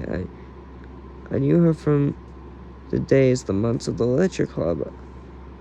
Somebody's crying. I'm glad, blah, blah, blah. Okay, back to where we were.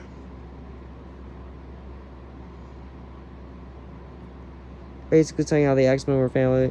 So me and Jean Grey had like a bunch of common goals. We never had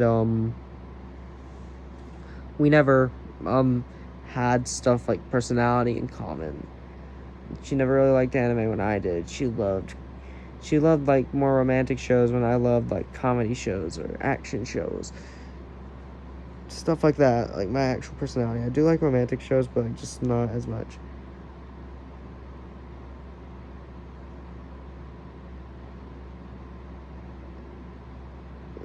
Okay, back to our...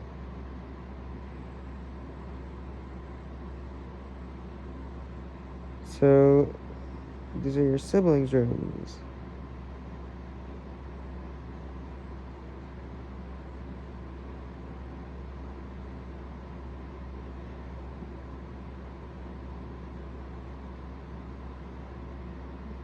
Where's yours, Nancy? Guys, I jumped, pulling down the ladder. It was here that I'm making Lincoln sleep up here, so I gave him my room. By the way, watch out for the loose floorboard. What loose floorboard? Natsuki asked before the loose floorboard flies up almost hits her in the face.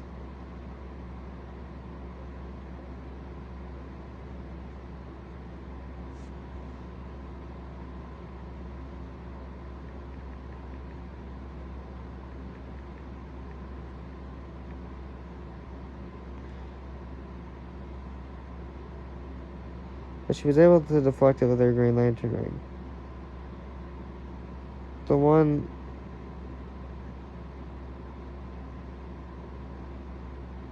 That one, I say with a snicker. Jeez, do you even have a bed up here? Natsuki asks, yeah, just a second, I say, pushing a box aside. King size, I say, laughing. Oh, it actually is. Oh, yeah, I say.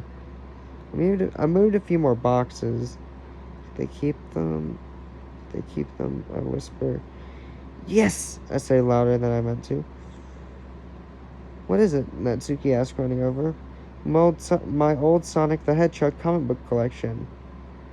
You collected those manga? Natsuki asked, a little bit surprised.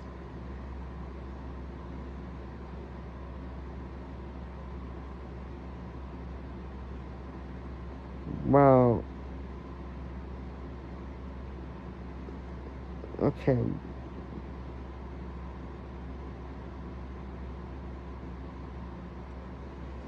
Wow, I didn't think... Wow, you liked them? I didn't think you would, I say.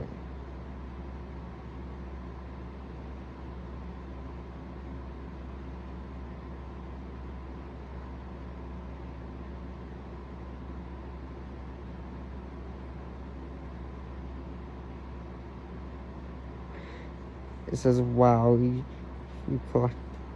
or something. I didn't think you'd be the person to do that, I say.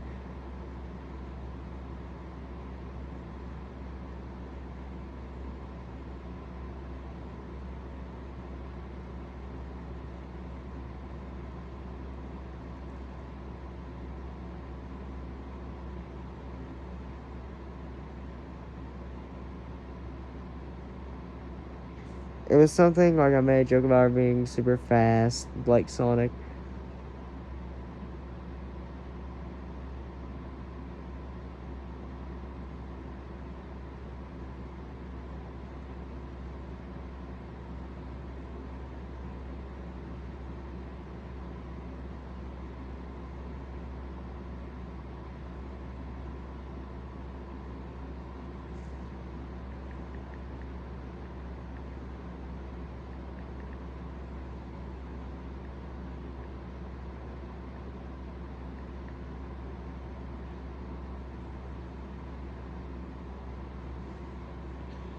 I'm kind of stuck here. Wow, I didn't think you'd be the person to do that or something.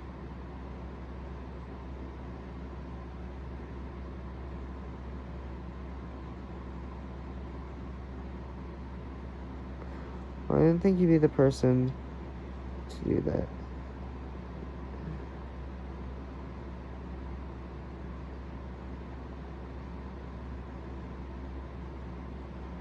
I also grabbed another box. Okay, this one's a little bit more embarrassing. But here it is. I say pulling out Woody and Buzz Lightyear toys from when I was little. I had a Jessie like that when I was little, Natsuki says. Okay, that makes this a whole lot less embarrassing. I say it with relief in my voice. And like these stories do get lewd at times, if you want to use that term. Just warning you. Let's just lay here for a minute, Natsuki says.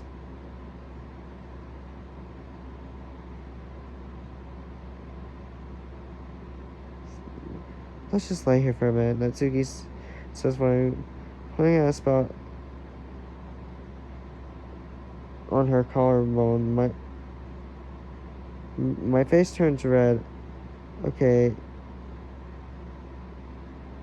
Since I do have you captive and I'm a vampire, I might as well turn you into my queen. I say, oh no, please don't, Natsuki says.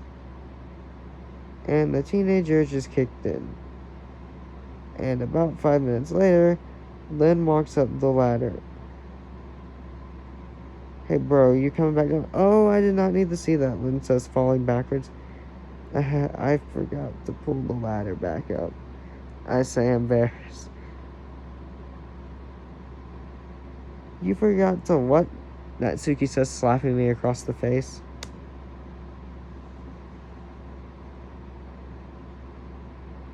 It's alright, bro. It didn't happen. I think for my sake, I should say that come down when you're ready. Lynn says, closing the door behind her. So what was that about? Lincoln asked. Oh, believe me, bro, you're too young to know, Lynn says. Oh, Lincoln says, his face says,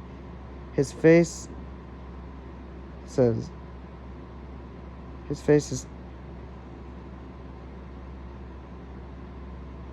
his face turning, like, white. It's like, his face turning, like, down. When I say turning down, it's like, kind of contorting, I guess, like, into a disgusted type.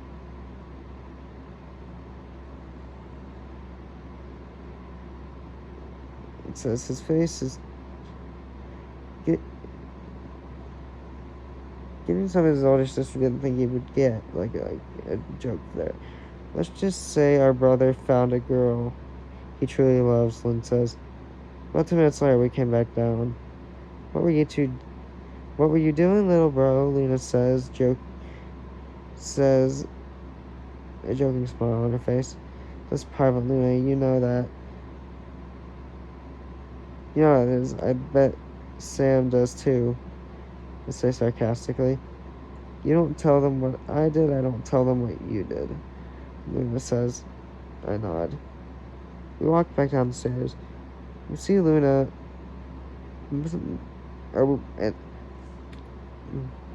We see Lana messing with some wires.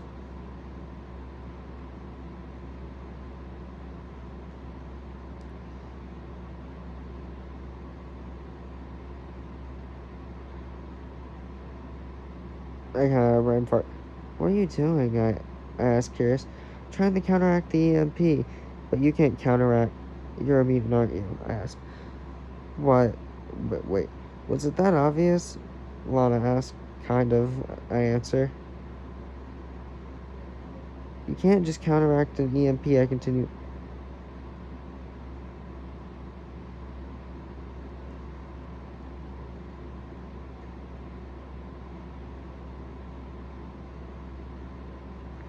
The screaming still hasn't stopped, Natsuki says. Oh my god, I didn't even think about that.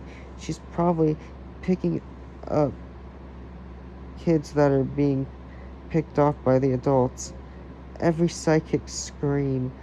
My god, that must be horrible. I think. Isn't that kind of a good thing, though?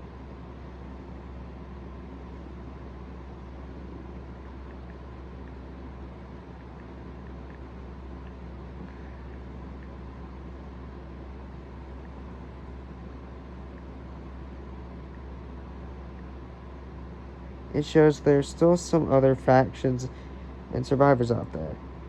I see a radio that's been set up, and Lisa's working on it.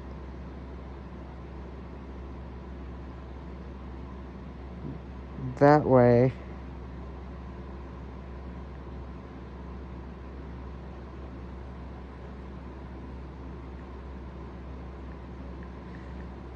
we could get a signal.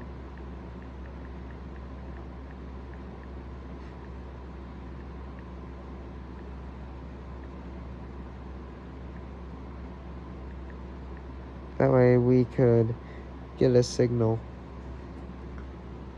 Alright. Lana, I know it might be tough for you and Lola to relive the memories of before, but we need to know, I say. Monica, of course, gets mad at me. And yells, "How dare you make them relive that?" I wasn't gonna make them relive it. I was just asking, I respond. Before we know it happened, a fight broke out, with Lincoln using his powers to pin me against the wall.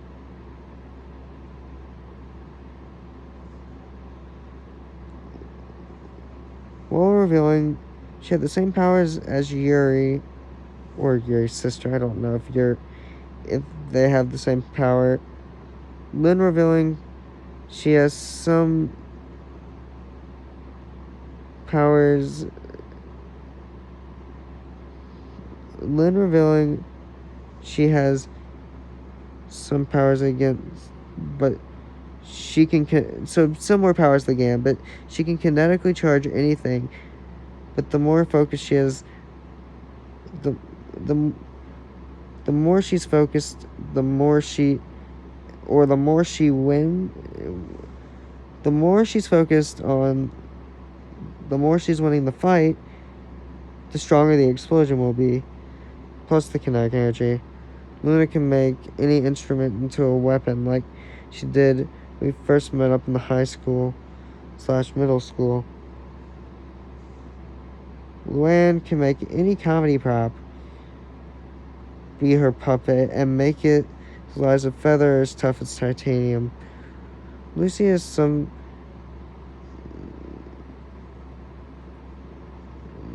Lucy has something very akin to Ghost Rider, that being the penance stare. Lily's too young for her mutant powers to have developed. We don't even know if she has them. Lisa doesn't have any powers that have awoken at the moment. Lincoln's about to punch Matt through a wall before we hear Yuri singing the song Phantasm. Why can't you okay. Phantasm with lyrics, just look that up. But we all hear Yuri singing the song Phantasm. Why can't you let me go? How could you stoop so low? Haven't we battled enough to satisfy your constant rage? If you take me, stay away from all of my friends. They don't deserve the fate that you've set out for them. Yuri. What are you? A knife is then thrown.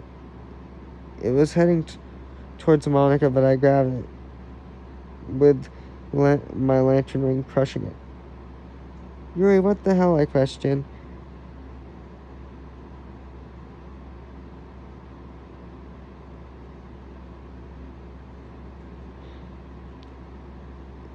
They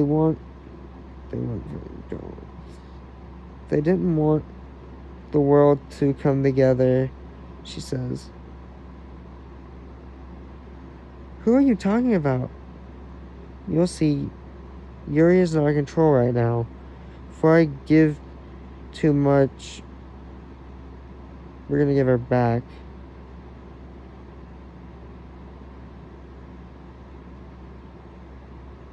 They want drama. They want fighting. They don't want the world to come together. Something, I don't know. Yuri then passes out. We all stood there. Should we tie her up? Jeez, okay. This story is longer than I remember.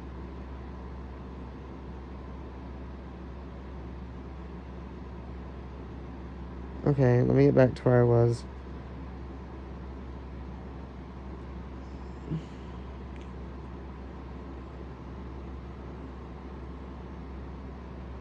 Just give me a second.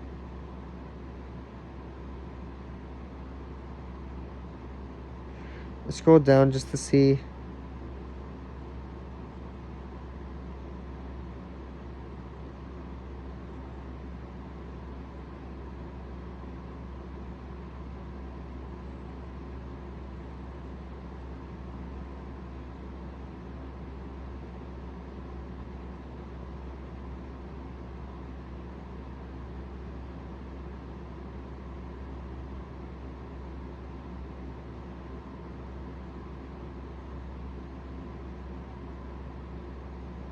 Okay, let me.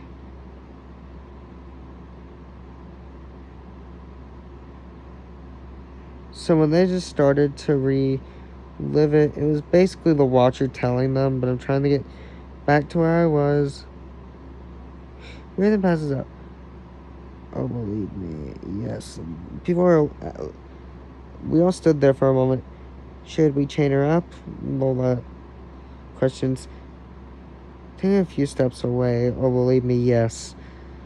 Oh, believe me, yes. I say, nervous. Oh, crap. Crap. Give me a second.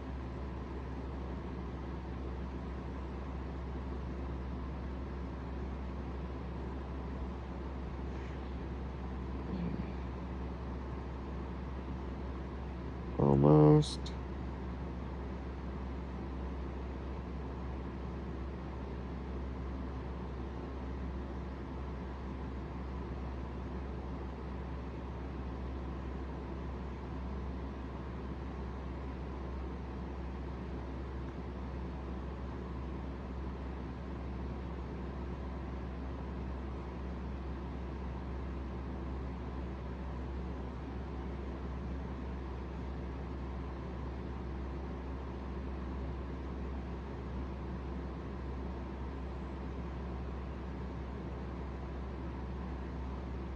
Almost there.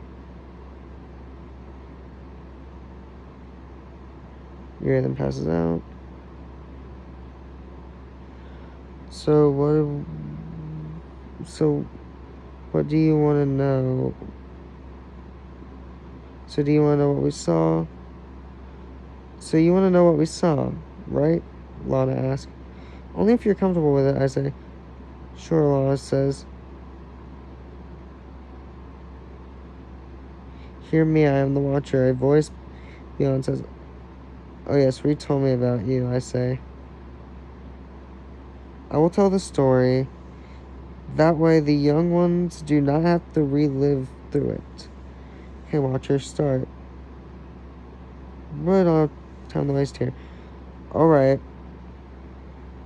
Watcher says. 15 minutes, actually 20 minutes before you arrived. Whatever, 20 minutes before you arrived, it was a normal school day. Lana was thinking about all the stuff she could do with her older brother, Lincoln, or her other brother, the Human Torch. Even though he didn't visit that much anymore. And that really did hurt Lana a lot. An emerald light lit up the sky, shining every window, knocking every student out. Lana was the first to awaken. The school looked barren, like no one had been there in years. Then again, she had never seen the school with the lights off.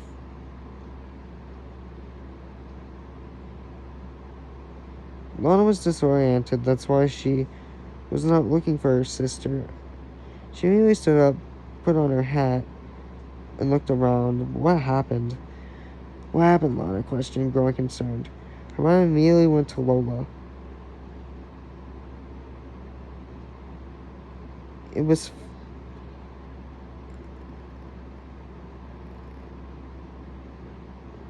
She was fine, other than her tiara being shattered into pieces, and maybe a minor cut on her arm, but nothing to be concerned about. The rest of the students began to wake up. Lola immediately...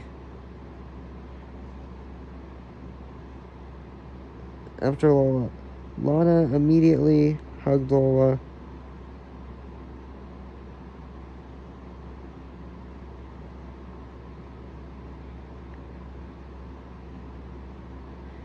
Their teacher, Roy Harper, aka Red Arrow, hadn't woken up yet.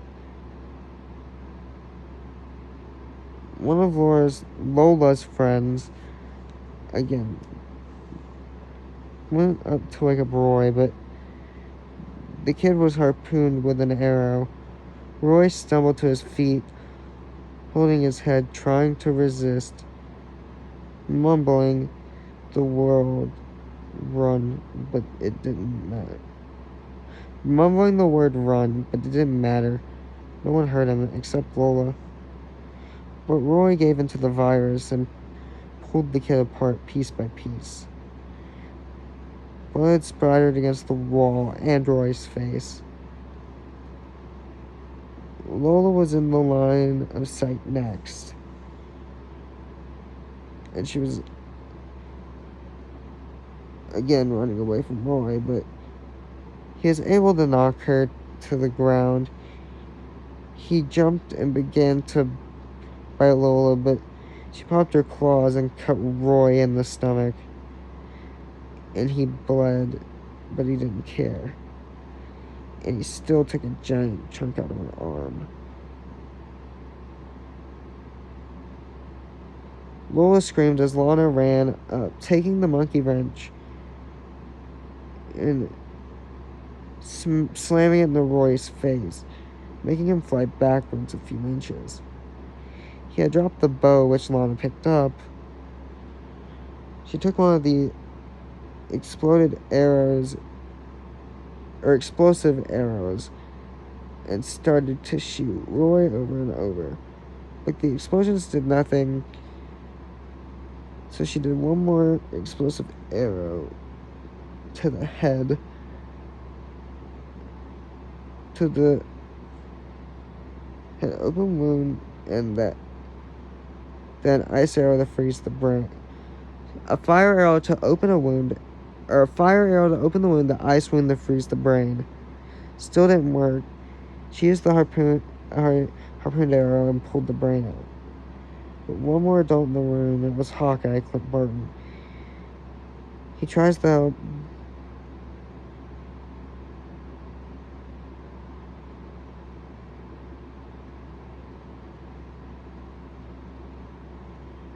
Lana ran forward.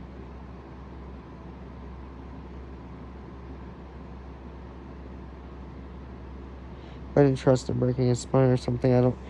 Lana ran forward, shooting the adult, but he grabbed Roy's bow and snapped it. So Clint gave in to the virus. It was Lucy's poetry teacher. Oh, wait. Hawkeye Clint Barton. He tried to help.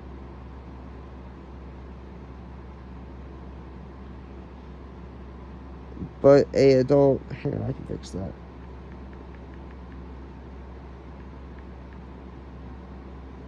A adult...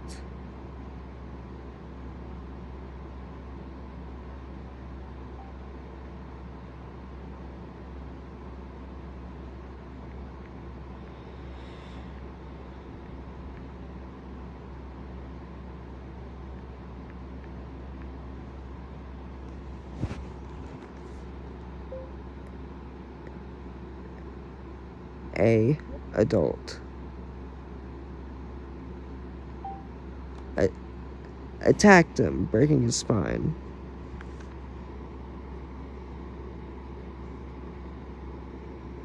Lana ran forward, shooting the adult, but he grabbed Roy's bow, snapping it. It was Lucy's poetry teacher.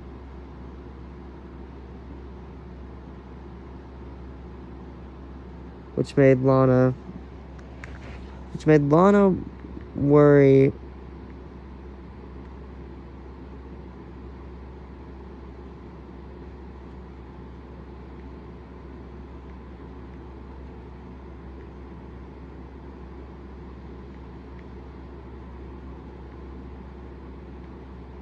Which made Lana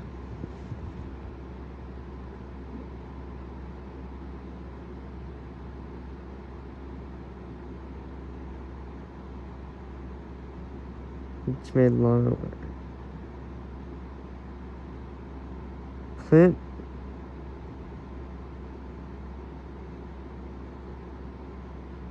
knew his death was coming, so he threw a bow to Lana. One made of titanium, 10 times tougher than what Roy's was made out of. Lana tried to save Clint. She tried, but was met with a sickening crunch as Clint's head caved in.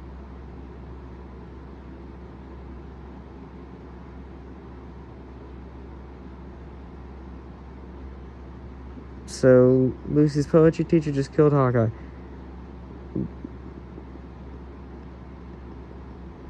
Blood sprayed the room. Lana was full of fear, couldn't move, and Lola couldn't fight because she was still regenerating the big chunk of flesh that was taken from her arm. 5 minutes later, you guys showed up.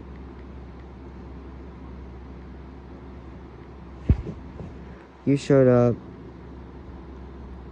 There were 3 adults that were in areas where there conflict. Oh, yes.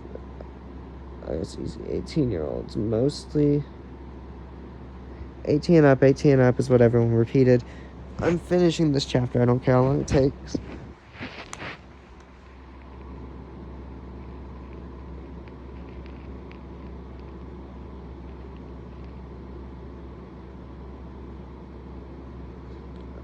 One well-placed arrow to the heart takes them down. The Louds began to cheer up 18 and up because that's like what the Watcher said. Some of this got deleted because the fanfiction.net app is like very finicky. 18 and up, 18 and up. Oh. Lincoln repeated, growing more and more stressed. Right, Lori's 18. I say with tears in my eyes.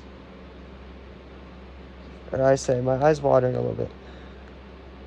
Clyde, well, I know that I know the way he felt about Lori couldn't be easy. Crash, what was that? Say, Ori asked, backing away from our parents' bedroom. Oh my god, right. Oh, I forgot. Lights down, we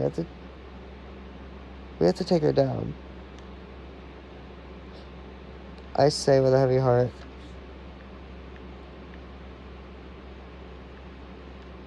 No, I'm not letting you, Lincoln says, growing angry. Lincoln, you don't have a choice, I say, my eyes flashing a quick orange. Bro, please, are you really justifying? Bro, please.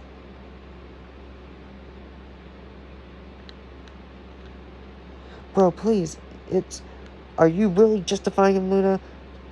Lincoln snaps. Lincoln, it's only because I don't want her to live, probably trapped in her own mind, having to watch the terrors of what she's being forced to do. Do you think it's easy for me? I never got to know my own mother, and she was there for me. So it's like putting down my mother too.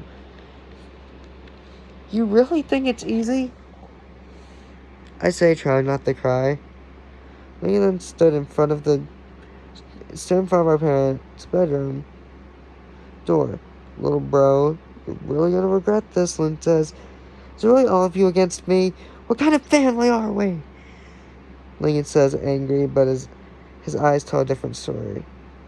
One of sadness.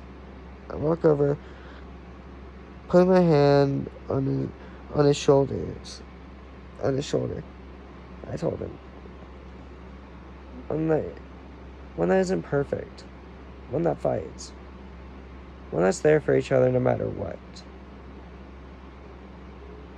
Even if we don't see eye to eye. Lincoln, I don't want this, okay? We'll try and restrain her first. But that doesn't work. Then I just can't bring myself to say it. I say, okay, Lincoln says.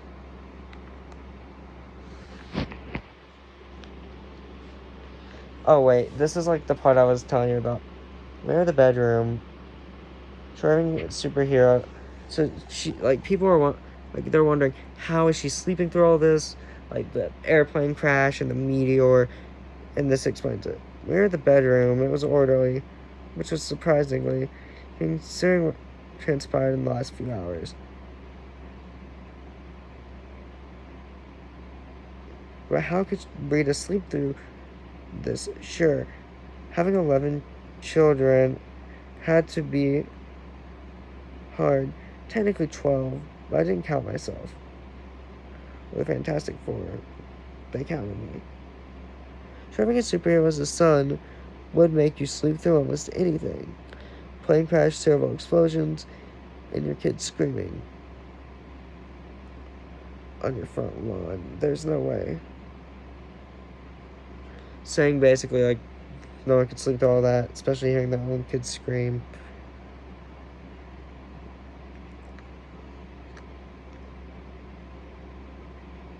We see a lump about our mother's size. Lola lets her child instincts take over. She says, pulling the cover off. Child instincts take over. She runs over. Mommy, she says, pulling off the covers. Then she screams. The same angry glare, dead eyes. She was gone too. And just when we thought it could get any worse, it affected Selena Kyle, aka Catwoman, swung in through the window. Rita dived at Lola. In fear, Lola did a punching motion forward. We all heard a very familiar snake, but all it had done is cut Rita's mouth. She grabbed Lola's hand, biting down, tearing it off. Well, part of it anyway. Leah immediately screamed, running forward. Wally, get her now!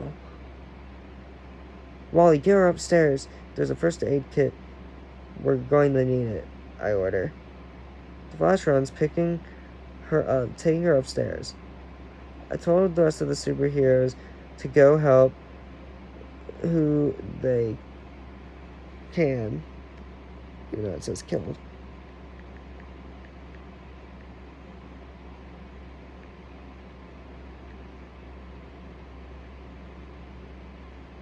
Which was a very stupid decision at the time. But I thought, who's here could help us? I thought, Natsuki, Green Lantern construct. Now, I shout.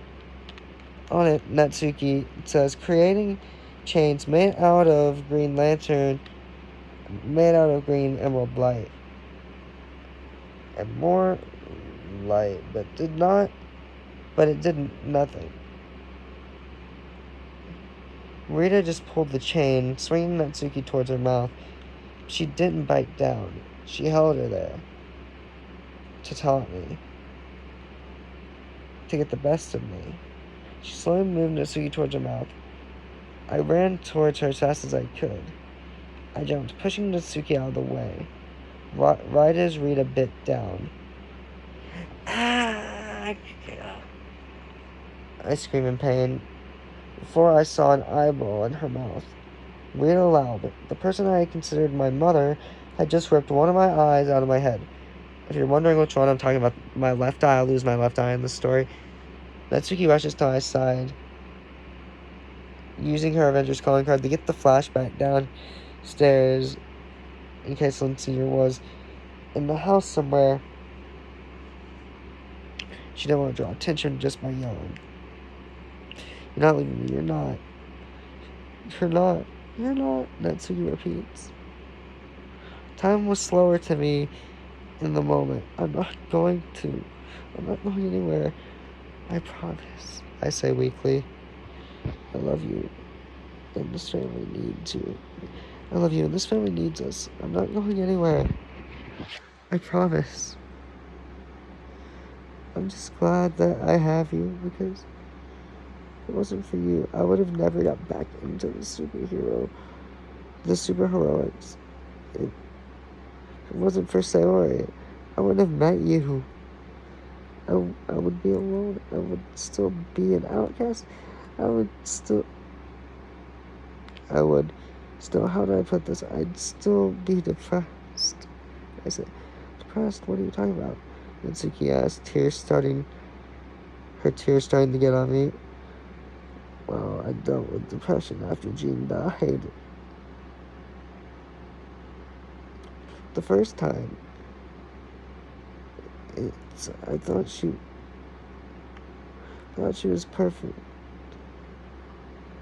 It hit me harder than anyone could ever hit me, stronger than any earthquake could shatter a city taller than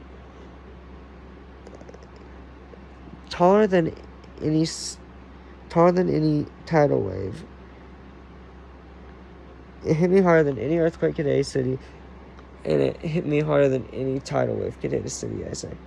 But then I met you. You're perfect. What's the point of having a relationship if you don't have anything in common with the person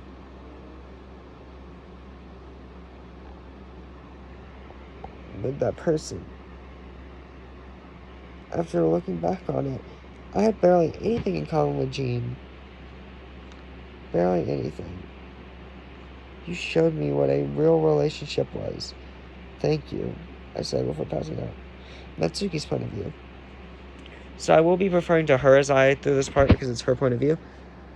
Looking at my boyfriend laying unconscious on the floor after what he had just told me about how I showed him what a real relationship was. I'm not lying down. I'm not lying down, Jonathan, I said to myself.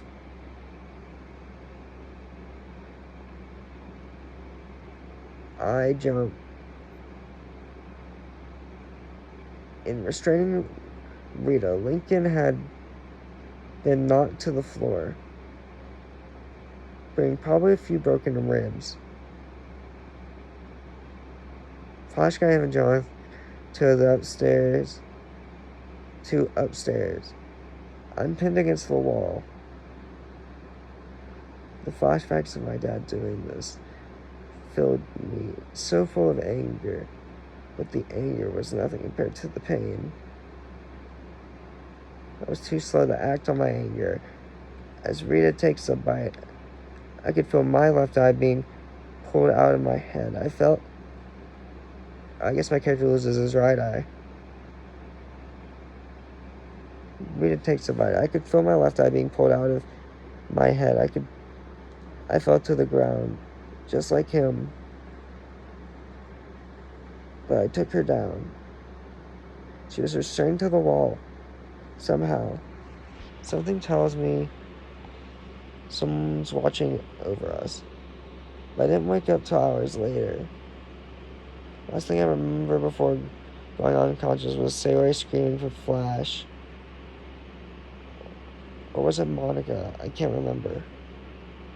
Can't remember anything. It started to blur together in that period of time. 30 minutes later, my point of view again. Jonathan's point of view, my point of view.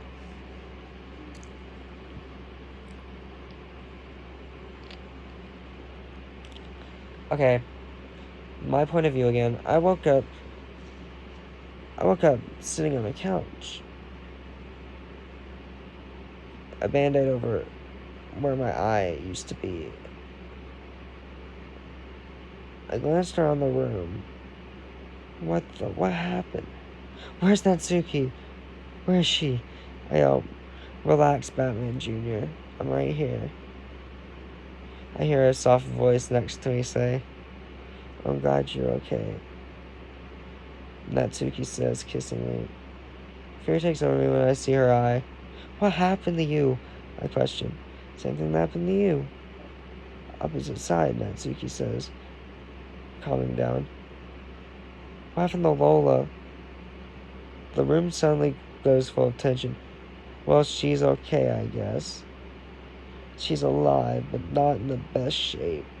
Her mind was fractured, Natsuki answers. Fractured? She must have had an out-of-body experience, I thought. Wait a minute, I only thought those were movies, Sayori asked, walking down the stairs. No, it's when you're on the brink of death, but not quite there, and you kind of become a ghost, flying around the room. Think about an astral projection. For non-psychics, I answer. Yes, she's right. Not I answer. Think of an astral projection for non-psychics, Natsuki answers. Yes, she's right, I answer.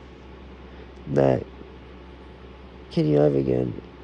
Yeah, give me a second. Natsuki says, walking over to Lola, look in my eyes. Natsuki says,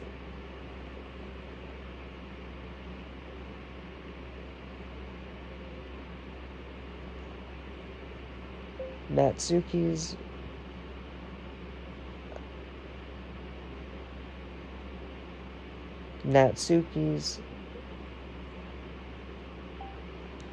eyes then glow pink as she sees what Lola saw, their mother chained up, forced to watch everything.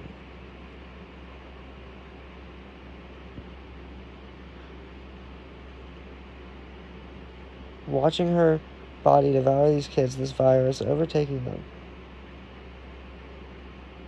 It loved torturing the adults by making them watch. Before Lola came back, Rita said there was a cure, but she didn't know how to make it. And then it ends. My eyes then go wide. I heard it too, considering mine and Natsuki's.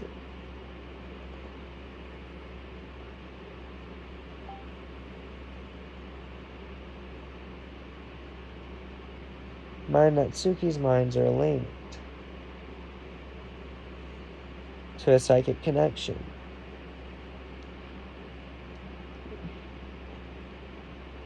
We did that when we started doing, just because it's easier to keep contact that way. When we started dating, it was easier to keep contact. There we go.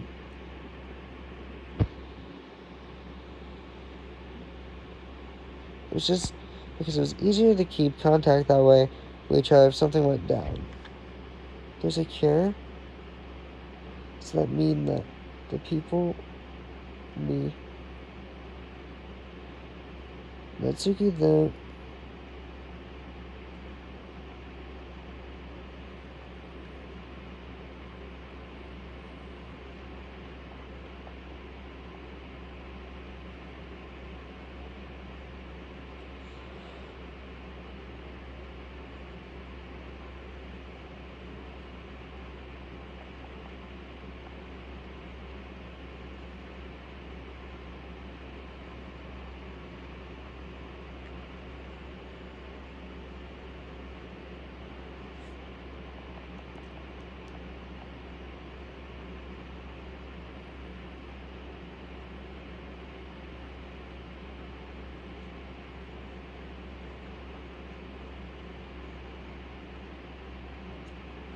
them and the people.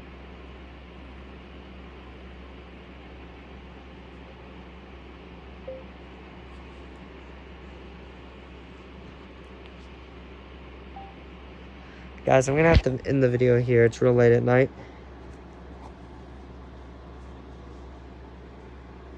Peace.